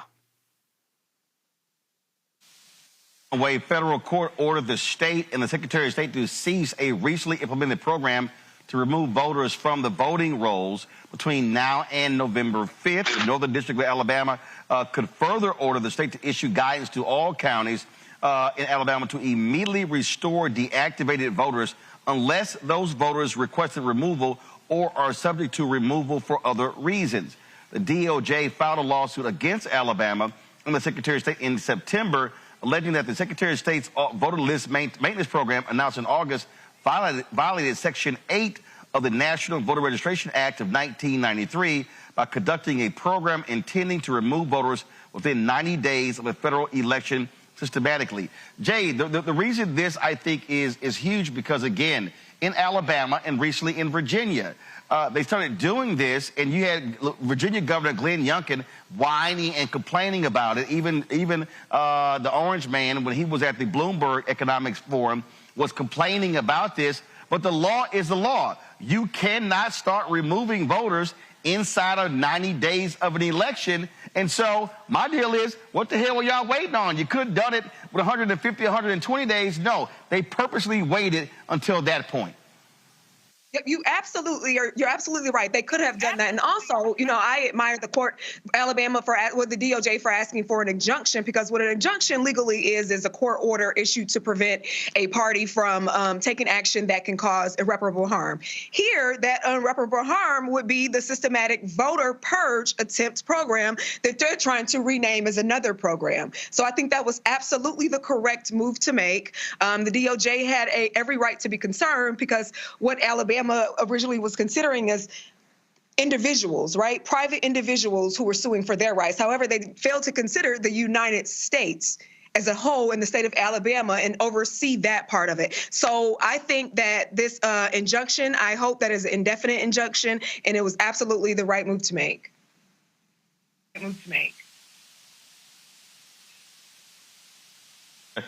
Gerald Griggs, who runs the NAACP there, posted this shortly, a few moments ago. A second Georgia judge has enjoined the Georgia State Election Board, issuing a final order today. The judge ruled that the proposed rules are not in line with the Georgia Election Code. The Georgia NAACP was one of the intervening plaintiffs in this case. Here you had these nutcase MAGA folks who decided that, oh, let's actually do hand counting of ballots in Georgia. You even had Georgia election officials, Republicans, said, that's just dumb. We can't sit here and count ballots by hand. It goes to show you what happened after the last election when Steve Bannon, who's sitting behind in federal prison right now for contempt of court, when they said we're going to take over school boards and election boards, this is what they wanted to do by taking over the election boards. They wanted to control the elections. And here the court saying, ain't going to happen in Georgia. Absolutely. You know, Gerald Griggs does an outstanding job over there at the NAACP. But this is why I don't understand why Democrats let Republicans take this term lawfare. Because what we're seeing in all of these cases is lawfare for Republicans on the institution of the right to vote. This is what voter suppression looks like in 2024. It's no longer Bull Connor standing outside with dogs and hoses. It's no longer troops being needed to send people in and out. These battles are happening in courtrooms and in state houses around the country. And what we're seeing, as Reverend Jackson has said for decades, that voter suppression is about skimming. All you have to do is get 1 out of every 100 people, let's say, to step out of line or to not be able to vote. And when you expand that out, that turns into 1,000, into 10,000, to 100,000, to 1 million people who are thereby disenfranchised. And when you do these schemes, state by state, district by district, just trying to skim off those small numbers of votes, that's how you end up with a phone call where a former president is saying, please find me 11,280 votes in order to swing an election. So we have to be cognizant of what they're working on, and we have to redouble our efforts, understanding that the Trump Supreme Court is going to fight tooth and nail to maintain voter suppression, but also for people who ask this question, well, what exactly has the Biden-Harris administration done for Black people? This is what it means to have a Department of Justice and a Civil Rights Division that is willing to fight for its community, as opposed to Jeff Sessions or Bill Barr, where they can actually take the municipalities to court and win back the right to vote for individuals. Folks, now we ready? Okay, cool. All right, y'all. Again, one of the groups that have been on the ground, not just here in North Carolina, but all across the country, is Black Voters Matter. We've, of course, had Latasha Brown, Cliff Albright on our show on many occasions. Saeed Jasmine is sitting with us right now. Glad to see you here, man. So what's happened? Tell us what y'all doing in the Tar Heel State. Oh, man, we're doing a lot. Thanks once again for allowing this opportunity. Shout out to everybody here. Viking Pride, Viking Pride, Viking Pride. I'm an Aggie, but I show love. Hold on, that was a little weak there. I'm just saying, you shouted it out and like 3 people woke up. You know what? That's true. So why don't you do that again? Because, I mean, I don't want everybody, they're like, yeah, Viking Pride, Viking Pride, Viking Pride. That's what y'all sounded like. I'm just saying. So you want to do that again? Let's do it again. Y'all ready? Viking Pride, Viking Pride, Viking Pride. All right. Well, I'm so glad y'all did better the second time, because, woo, go ahead. Well, listen, we got to be excited because tomorrow we're going to actually have an early voting march right here on this campus starting at 3 p.m. Okay. 3 p.m. So we'll be here. So that's part of the work. We will be here. Wish we could be here for that. We're going to be in Rocky Mount. Well, here's, why don't y'all do this here? Why don't y'all actually shoot some of the video and then send it to us? We can run it. Because we're at Rocky Mount tomorrow, where I'll read the church later. Then we're at Fayetteville State on Friday. But go ahead. Yeah, absolutely. So tomorrow's early voting. Like, are y'all excited? Yeah. Who plans on voting tomorrow? Yeah. Everybody's hand should be up. I know I plan on voting tomorrow. I live in Pitt County, Greenville, North Carolina. Shout out to Congressman Don Davis over there. He used to represent our area, but unfortunately, because of gerrymandering, he's no longer in our... Hold on, he here? He ain't seeing no text or nothing saying, hey, I'm sitting in the audience. You know you're going to be sitting your ass up here when he get done. I'm just letting you know. Don't be trying to sneak in here. He ain't... I mean, didn't even say, hey, I'm here. Right. Okay, yeah, we know you're here now. Go ahead. Yeah, so we've been doing a lot of work with partners across the state. I'm concerned primarily with the eastern region, and that's a really big region. But folks from Martin County to Pasquotank County, to Pitt County, Washington County, Terrell County, we've been all over these counties doing work. When you say it's big, how many people are we talking about? How many black voters, but how many total voters are we talking about? Probably about, I would say at least about 800,000 at least. 800,000? I could be wrong. The congressman is here, so he could... Well, first of all, one congressional district is 700,000. Okay, yeah. Okay, so, but the reason I'm asking that, because the point is, when you look at numbers, again, I keep going back to, this is a margins election. Biden-Harris wins, Georgia by less than 12,000, Arizona by 10,000. And even you look at 2016, Trump won Wisconsin, Pennsylvania, and Michigan by only 77,000 votes. That's really low. That's actually, That's combined. Yeah. 3 states, 77,000 votes. And North Carolina was a state that he won by his lowest margin of victory. Yep. So I lost here in 2020 by 2.5 points. Right. And so we have, I think we can beat Georgia here in North Carolina as well. We actually have the numbers to potentially turn out. We have to just turn out. And that's why the work our partners do on the ground is so important. So what's the weakness in North Carolina? Is it, and I'm not picking on anybody, but is it not targeting rural North Carolina? Is that where, in terms of where your issues are? We don't have Atlanta, but we have Atlantas in the state. We have Charlotte, we have Raleigh, we have Chapel Hill, Greenville, arguably. So we don't have that one hub, essentially, yet. Not yet. It's coming, though. Every day, people are moving here to the state. In fact, right here, I'm sure, too. Or is the problem here, this is the sense that I've gotten in the conversations that I've had with so many different people, that the problem is when folk come into this state, whether you're talking about presidential candidates, whether you're talking about the DNC, whether you're talking about even grassroots groups, they split the state in half. And most of the time, money and resources go into Western because they're looking at numbers. But the thing that I keep saying, because I'm born and raised in Texas, and it's the same way. You have 254 counties in Texas. You cannot win if you only focus on your large blue counties. Right. The reason Republicans win in Texas is because they run up huge margins in those smaller counties all across the state.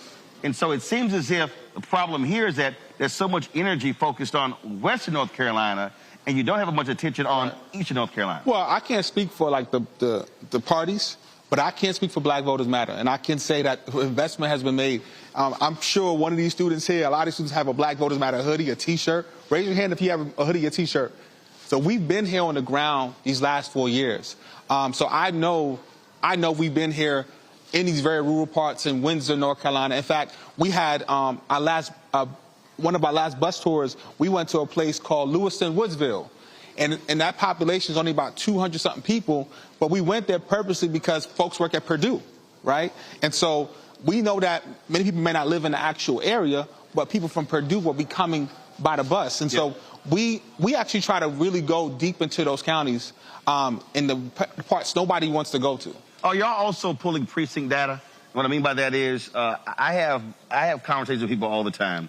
I was in Cincinnati a few weeks ago, and there's a brother, he's in Alpha, and he was talking about their get out to vote stuff, and he was describing what they're doing, and I literally said, that shit ain't gonna work.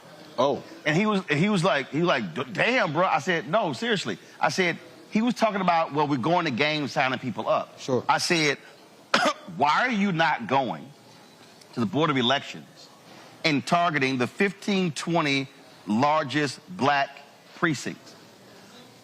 Then pulling that data and then looking at the 2022 midterms, the 2020 presidential election, and see how many people are registered in that precinct and how many actually voted.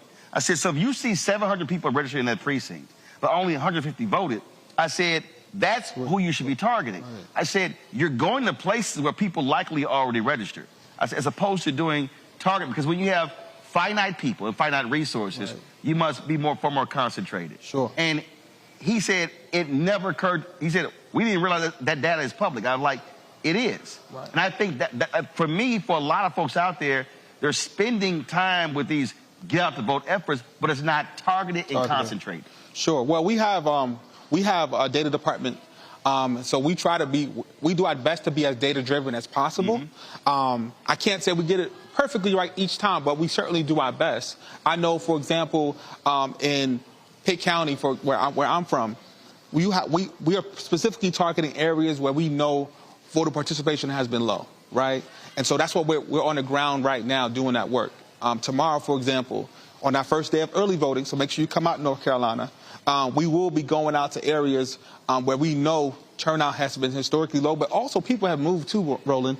A lot of people have moved because of the pandemic, because of the high cost of housing. Right. And so sometimes the data may not always necessarily reflect what's actually happening right then and there. So we hope that our efforts, as well as what I call hotspot canvassing, which is going to areas where we know folks will be at, will be gathering together. We hope those efforts will help with getting the turnout. All right, then. Well, look, keep up the good work, and I'll tell Cliff and Latasha you handle your business. Thank you. All right. Appreciate that. Maybe they'll give you a raise. Man, I hope so. All right. I appreciate it. Thank you. Thanks so much. I'm going to go to a break. We come back. I'm going to talk to Congressman Don Davis. Yeah, you coming up here since you slid in here. We'll chat with the Congressman next right here on Roland Martin Unfiltered on the Black Star Network.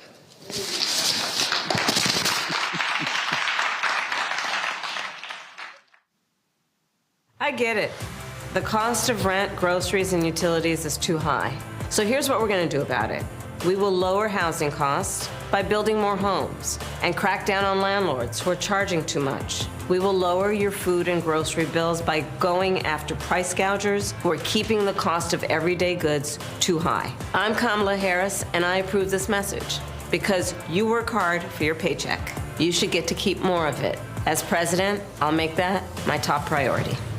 Bob and I both voted for Donald Trump. I voted for him twice. I won't vote for him again. January 6th was a wake-up call for me. Donald Trump divides people. We've already seen what he has to bring. He didn't do anything to help us.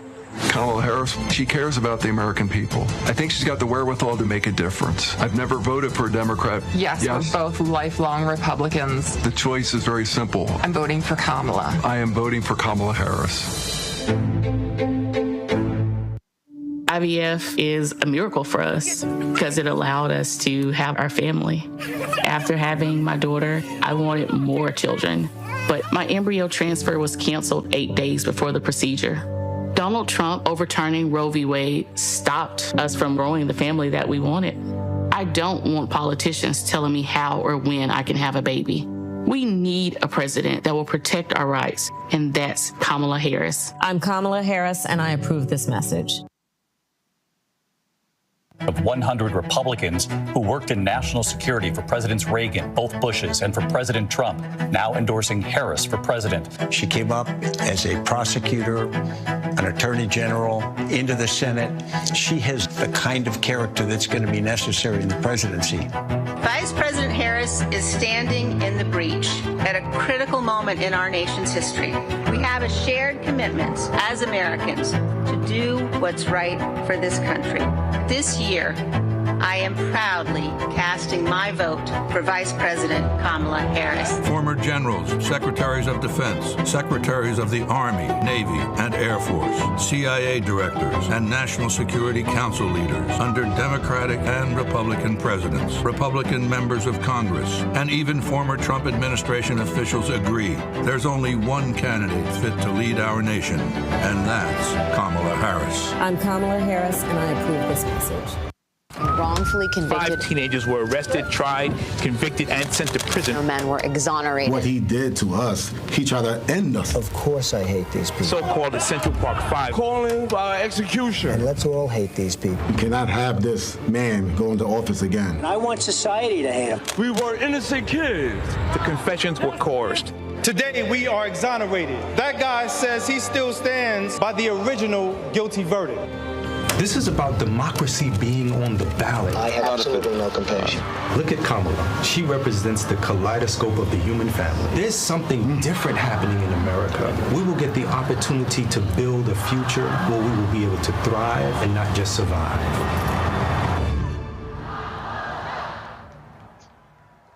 Kamala Harris has never backed down from a challenge. She put cartel members and drug traffickers behind bars, and she will secure our border. Here's her plan. Hire thousands more border agents, enforce the law and step up technology, and stop fentanyl smuggling and human trafficking. We need a leader with a real plan to fix the border, and that's Kamala Harris. I'm Kamala Harris, and I approve this message. What's up, everybody? It's your girl, Latasha from the A. And you're watching Roland Martin Unfiltered.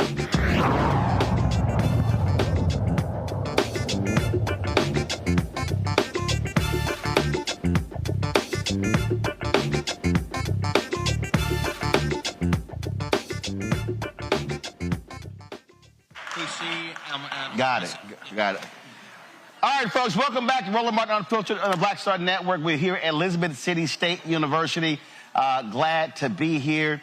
Of course, North Carolina early voting begins tomorrow in this state. This is a critical state. Recent polling data came out just today showing Vice President Kamala Harris up 2 points here in North Carolina.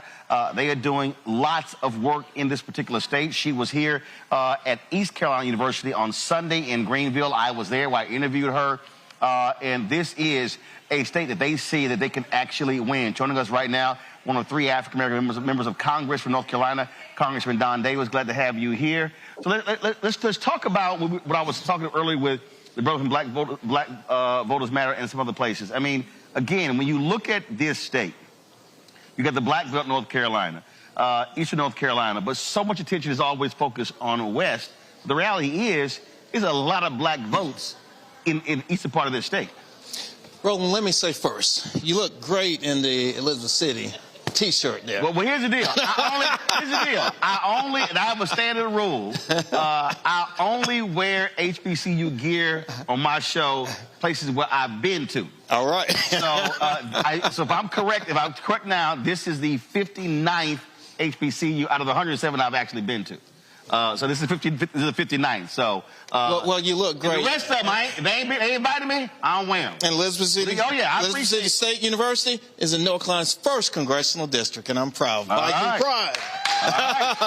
But let me, before I get into your question, I want to share something because we're talking about voting, engagement, empowerment. I remember at the North Carolina General Assembly, and you came. Mm-hmm. When there was a bill being rolled out in the appropriations, and there was language about closing the university. Yep. And if you remember, within about a 24-hour window, about 10,000 signatures came in to us. Mm-hmm. Now, you're talking about empowerment, when people care about something and they engage. Well, guess what? We are here today because the people engaged, and I still remember to this day. Oh yeah, no, I remember. You were getting the word out then, and the people spoke loudly, and it gave us all the ammunition as I was in the state Senate to go in and make the tough arguments. And as a result, we're here today. I want to give a big shout out to the mayor, my friend Kirk, and to Dr. Edmonds, who's leading us right now. But to your point, when we look at North Carolina, here's the deal. Oh, that's the band. Oh, that's the band. No. Oh. I know the audio problem. I was like, Anthony, what the hell going on? That's the band. The band's heading home. Yeah, they're jamming out. Okay, so when you look at North Carolina, here's the deal. Candidates running statewide, they want to win Wake County, go to Durham, Orange, heading over to Guilford, Winston, over in Forsyth, down to Mecklenburg. You have Buncombe sitting out in the far west. But you cannot win this state without Eastern North Carolina. If you look at the history, even of our gubernatorial elections, many of the governors, Democratic governors in particular, have come from Eastern North Carolina. The challenge with Eastern North Carolina is Eastern North Carolina is so rural. And the answer to the question is about 748,000 or so in the congressional district. You're talking over 304,000 African Americans, about the BVAP, the black voting age population, 39%. Mm-hmm. That's in the new sliced up map, because G.K. Butterfield, who I replaced, right. some say, you're in the Butterfield seat. And I say, do you realize this? He's been retired for about a year and a half, and this is the fourth different map that we've been on. Wow. Fourth. So North Carolina has not been a stranger to redrawing maps and going to court. Matter of fact, the court date's been set for next year of 2025 on this exact boundary again. But see, this is why I keep explaining to people when we say why voting matters, because there was a point a few years ago where Democrats could have had a 6-to-1 majority on the Supreme Court. And then you had an election. Sherry Beasley loses by 401 votes. Then it was 4-3. Then the next election, right now it's 5-2. You had Republicans trying to target Justice Anita Earls because she gave an interview talking about diversity. And so when we're talking about the court, we saw what happened in Wisconsin. When the Democrat won there and flipped it 4-3, that's how they targeted political gerrymandering, brought ballot drop boxes back. And so when you use your voting power and then you control the Supreme Court, now when laws are passed, they could shut them down, or they can actually they can ratify them as well. So all these elections matter. That's right. I'm going to use an analogy of sports, because we're in football season and so forth right now. The judges are like the referees. I mean, they're making the calls, the interpretations. So that's so essential. And when we look at democracy overall, and when we go to the polls to cast our votes matter. And often, unfortunately, sometimes we don't pay attention to the judges. And that's why it is so important for us to pay attention to judges at every single level. And I want to be clear, I've been supportive and I've shared my support. I was glad to see our vice president in Eastern North Carolina, at East Carolina University. But we're going to take that vice off of vice president and make her president. And back to the point, there could be a couple of appointments sitting behind this. So I'm going to say this. It's good to see you here, but I really have been on a mission. And I think all of us, the eyes across the country, all kind of eyes are looking at what's going to happen in North Carolina. And when you really then peel back the onion, a lot's going to depend on what happens in Eastern North Carolina. So which is why, so I'm going to throw this here. I was there Sunday, and I really do believe that, and I haven't seen it at one of these campuses. And I know homecoming with a lot of the schools, but I believe between now and November 5th, the vice president's campaign needs to do one of those rallies on an HBCU campus. It needs to be either this campus or Fayetteville State. And so you going to push them to do that? We're going to keep pushing. Okay. I've been, you heard the music, the band leaving. We've been beating the drum on this. Okay. And they responded. They came to Eastern North Carolina, to East Carolina University, but I hear loud and clear HBCU. Oh, absolutely. Last question. And of course, all these political people, I hate a lot of political talk in D.C., But Republicans, I'm gonna throw you a curve here. So Republicans are floating in D.C. that if they control the House, you're gonna flip to their side. They literally are circulating that in D.C. Well, this is the first I've heard of that, but I want to be very clear that I'm a registered Democrat. I've been a part of this party, and we're working hard every single day for the people of Eastern North Carolina. And I really try to follow and listen to my constituents. This district, as I've shared before, I mean, it's changed. And it continues to get sliced up and sliced up. But what that means to me is I still need to listen to constituents and figure out what's important to them. So often in Eastern North Carolina, if you're east side 95, northeast, you feel left out often of the process. Got it. And for me, it's been so important to be a strong voice, to tell the stories. But, you know, I will be very clear and plain spoken. And that is, I am about fighting for constituents. And that's what I've done. Well, it was a couple of black Republicans, they were some meetings in D.C., and I was like, I said, next time I see them, I'm going to ask. I said, I don't do y'all rumors. I said, so I don't do rumors. I ask folk direct. So I told both of the brothers, I was like, yeah, I'm going to ask. This is the first I've heard of it. Well, good. I'm just letting you know the stuff Republicans are trying to float out there. But again, but that's also electoral politics, how they try to play games as well when it comes to the vote, because what people don't realize, every House seat is up every 2 years. So you on the ballot in November. That's right. That's right. And at the end of the day, Roland, you know this. You understand this. I mean, we're not going to agree all the time on every single issues, you know, but there are core things that we are going to agree on and we're going to work through. I mean, right now, Project 2025, are you serious? We want to abolish the Department of Education? Are you kidding me? You want to get rid of Head Start? Are you serious that you want to limit and restrict public housing? I mean, come on, give me a break. North Carolina, all the attention you've been talking about, western part of the state. Now, we've had our fair share of natural disasters in the east. So it's a surprise in the west. They want to get rid of the National Weather Service. Now, that's dumb. To privatize it. I mean, because they don't believe that climate change is real. Well, there was a story that I saw, it was done a couple of years ago, of the number of people who moved to Asheville. They said because they were afraid of climate change, and they said, hey, it's not going to impact us here. And it did. So the reality is climate change can impact you wherever you are in this country. But let me share this with you, Roland. So we fought for over a decade in the North Carolina General Assembly to expand Medicaid. I went to D.C. thinking it was going to be done before I left.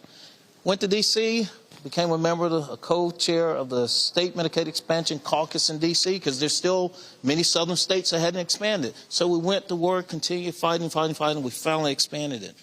Here's where I'm heading. In Eastern North Carolina alone, with that expansion is the opportunity as it builds up for 95,000 Eastern North Carolinians to have access to care. And when you build it up, another 3,000 jobs. We are the sickest in the state. We have the most health care disparities in the state. We have the greatest educational needs in the state, the gap that exists, and our economy is sluggish. When North Carolina catches a cold, Eastern North Carolina is in ICU. Well, and here's where I'm heading with Project 2025. You're talking about getting rid of the Affordable Care Act. You're talking about the state of North Carolina being in ICU, and if that's the case, we don't have a chance. Well, I tell them, you can't tell me you pro-life if you don't want folks to have health care. That's all I'm saying. Congressman, we appreciate it. All right. Thanks so much. All right, then, try to sneak in there, but I got you in there. I want to go to Camille Winbush. Hold up. You're still hooked up there, so take the microphone off there. Camille Winbush is National Director of the Campaigns and Field Programs, Lawyers Committee for Civil Rights Under Law. Camille, glad to have you here. I still got my panel here is Camille. Camille, explain to folks about 1-866-OUR vote. Early voting starts here tomorrow. It's already starting in Georgia. It's already been happening in Virginia. And you're seeing the efforts to stop folks from voting. That's what y'all are focused on, right? Absolutely. So 866-OUR-VOTE is the election protection hotline, and we are available year-round to support voters who may have questions or problems voting. We operate with trained legal volunteers who are able to assist voters whenever they have issues. We've got convenient ways for folks to reach us, where they can call us, they can text us, they can reach out to the web chat, they can find us on FaceTime, Facebook Messenger, as well as on WhatsApp. And so that's a really great way for folks to reach out if they have issues with, maybe they don't know where their absentee ballot is. Maybe they don't know where their early voting location is. Maybe they have an issue with their voter registration. Maybe they show up at the polls and they felt that the poll worker treated them inappropriately. There's a place for folks to come. We're able to walk them through their issue, listen to them, report it into our database where we're tracking all of these issues.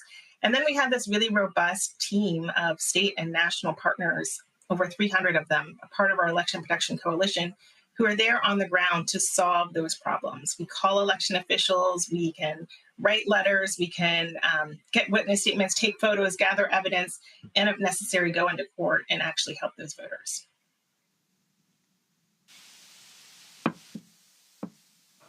Again, you say it's year-round, and when are you most active? Obviously, Election Day, but just give folks out there a sense of the kind of calls y'all actually get and some of the crazy stuff that's happening out there when folks are voting.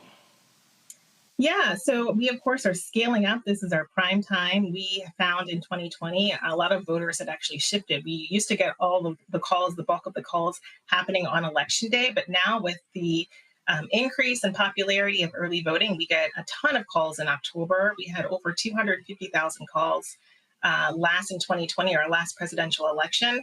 And we see a whole range of issues. One of the examples that I like to show about the hotline is how they can be effective. Back in 2020, there was this massive robocall scheme where two white supremacists wanted to stop Black folks from voting. And they targeted Black folks in Cleveland, they targeted them in Philadelphia and Detroit, and they sent this massive robocall out and said, hey, did you know that early voting, you're good on the rolls? That means that they're going to find you, they're going to find out your old warrants, they're going to be able to track you down and make you submit to mandatory vaccines. They can make you pay vaccines, fines. And so this was a very clear scheme to suppress the vote in Black communities and swing states. And so because we had the information from the robocall, the information come into the hotline, we're able to sort of step in and go to court and get a great award on behalf of the voters so that they wouldn't be turned away from the polls. We also have a system to be able to sort of, mass mobilize. Talking about, Camille, you're talking about those two races, Jacob Wohl as well as Jack Burkman, and they got sentenced to 500 hours of community service. But they've been doing all kind of ridiculous stuff for the last several years. And yeah, they got busted big time on that one. Absolutely. We want to make sure that voters this election know that there's a lot of maybe misinformation out there, that maybe just folks who are deliberately scheming to deprive them of their right to vote. And so it's really great to be able to have a trusted messenger. We are a nonpartisan hotline. We've been doing this day in, day out for the last 20 years. And so we have trained legal folks who are able to walk them through every step of the laws. And, the laws are constantly changing. So it's helpful for folks to just have that peace of mind to know that we're not trying to sway a voter one way or the other. We're just trying to give them the factual information they need to vote. Camille, we appreciate it. 1-866-OUR-VOTE. Laura's committed for civil rights under law. Y'all been doing great work with this for a long time, and so we really appreciate it. Thanks a lot. Thank you.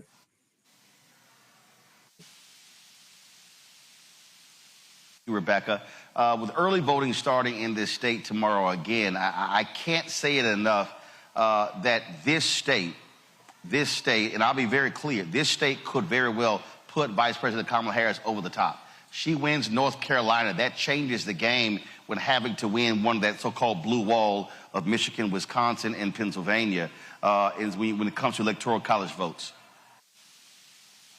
Since you're in North Carolina tonight, I need to shout out North Carolina Black Alliance because all the incredible work they're doing across the state, especially with their Raising the Bar program, which is doing extensive work with HBCU students on all of the institutions across the state, making sure that HBCUs are working in concert as they're increasing their civic education and civic engagement on campus.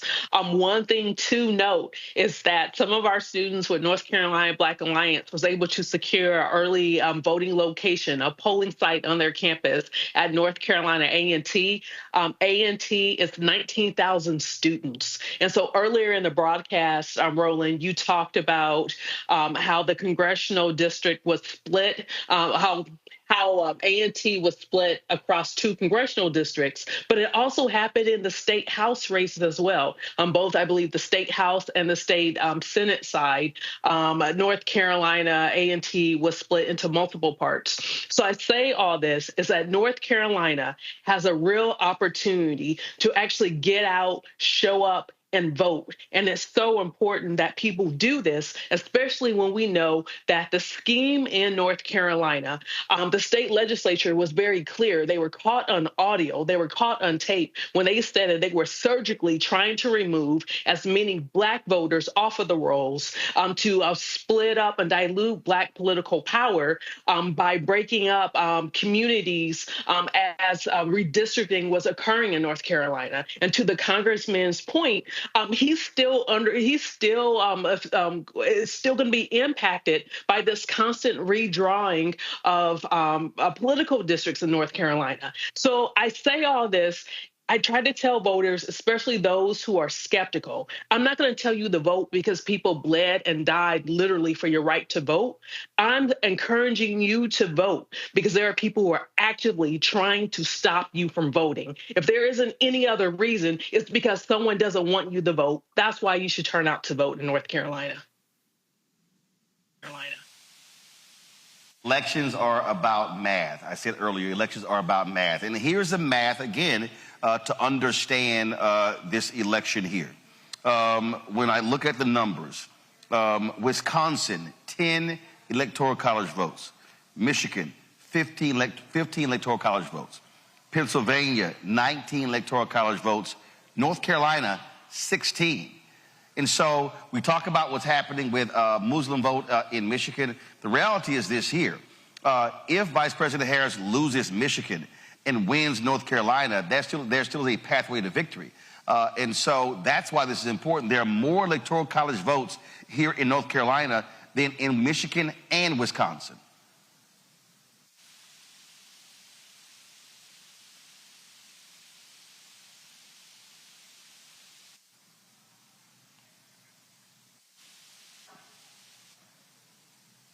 Can Robert hear me? Yeah, I hear you now. Sorry, I hear you now, Roland. Look, you're absolutely correct. I think this also shows the shift in voting demographics away from the Rust Belt, away from those traditionally Democratic base from the Kennedys and the 60s, et cetera, to the Sun Belt, where we're seeing, because of this mass migration, kind of the reverse of the Great Migration, people moving from the north to Atlanta, to Nashville, to Charlotte, to Asheville, all across the South. We're seeing a shift in the way that these races are run. And if we have a presidential election where Kamala Harris is able to win North Carolina, able to win Georgia, able to win Nevada, able to win Arizona, then that says to the party going forward that we have to cater to the needs of those areas. So when we talk about what has to happen educationally throughout the South and transportation-wise throughout the South, it means we have to start delivering these states for progressive candidates who actually believe in the values of those areas and actually believe in investing in such a way that will help us be able to develop and catch of many other parts of the country. Look, the squeaky wheel is going to get the grease, and the way that we squeak the loudest is by making sure we turn out and vote. Jade, we've said this over and over and over again. We said it over and over again, that if Democrats are paying attention, you cannot simply focus on large cities.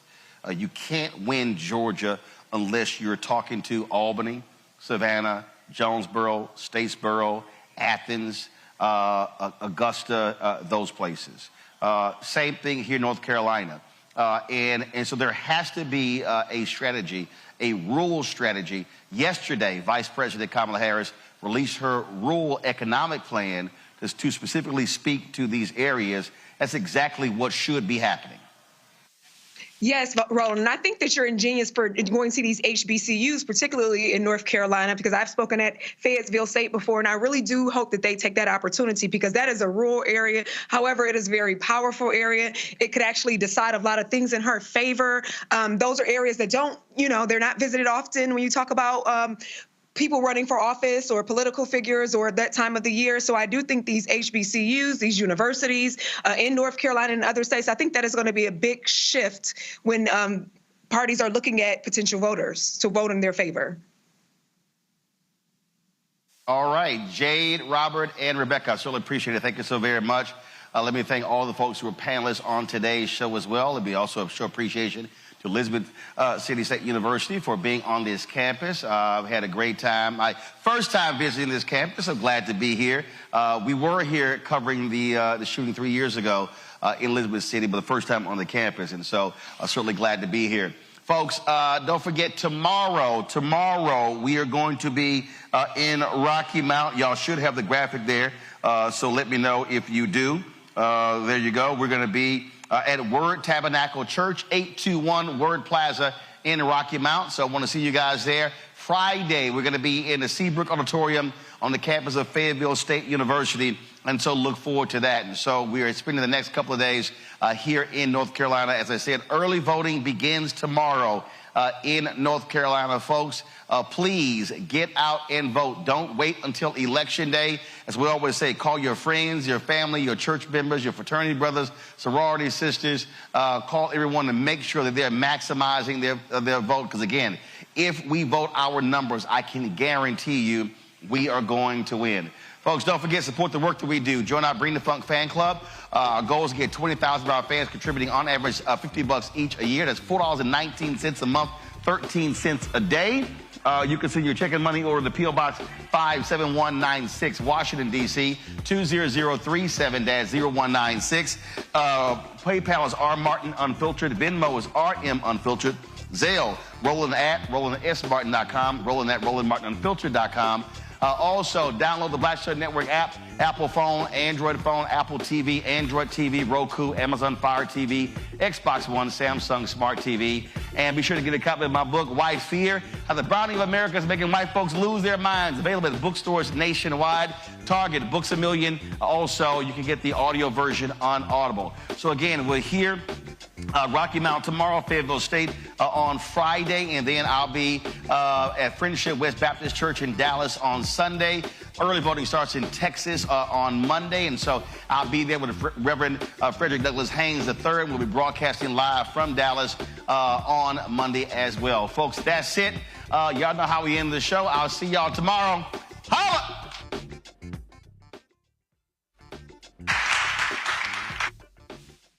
Black Star Network is here. Oh, no punch! I'm real revolutionary right now. Thank you for being the voice of Black America. All momentum we have now, we have to keep this going. The video looks phenomenal. See, there's a difference between Black Star Network and black-owned media and something like CNN. You can't be black-owned media and be scared. It's time to be scared.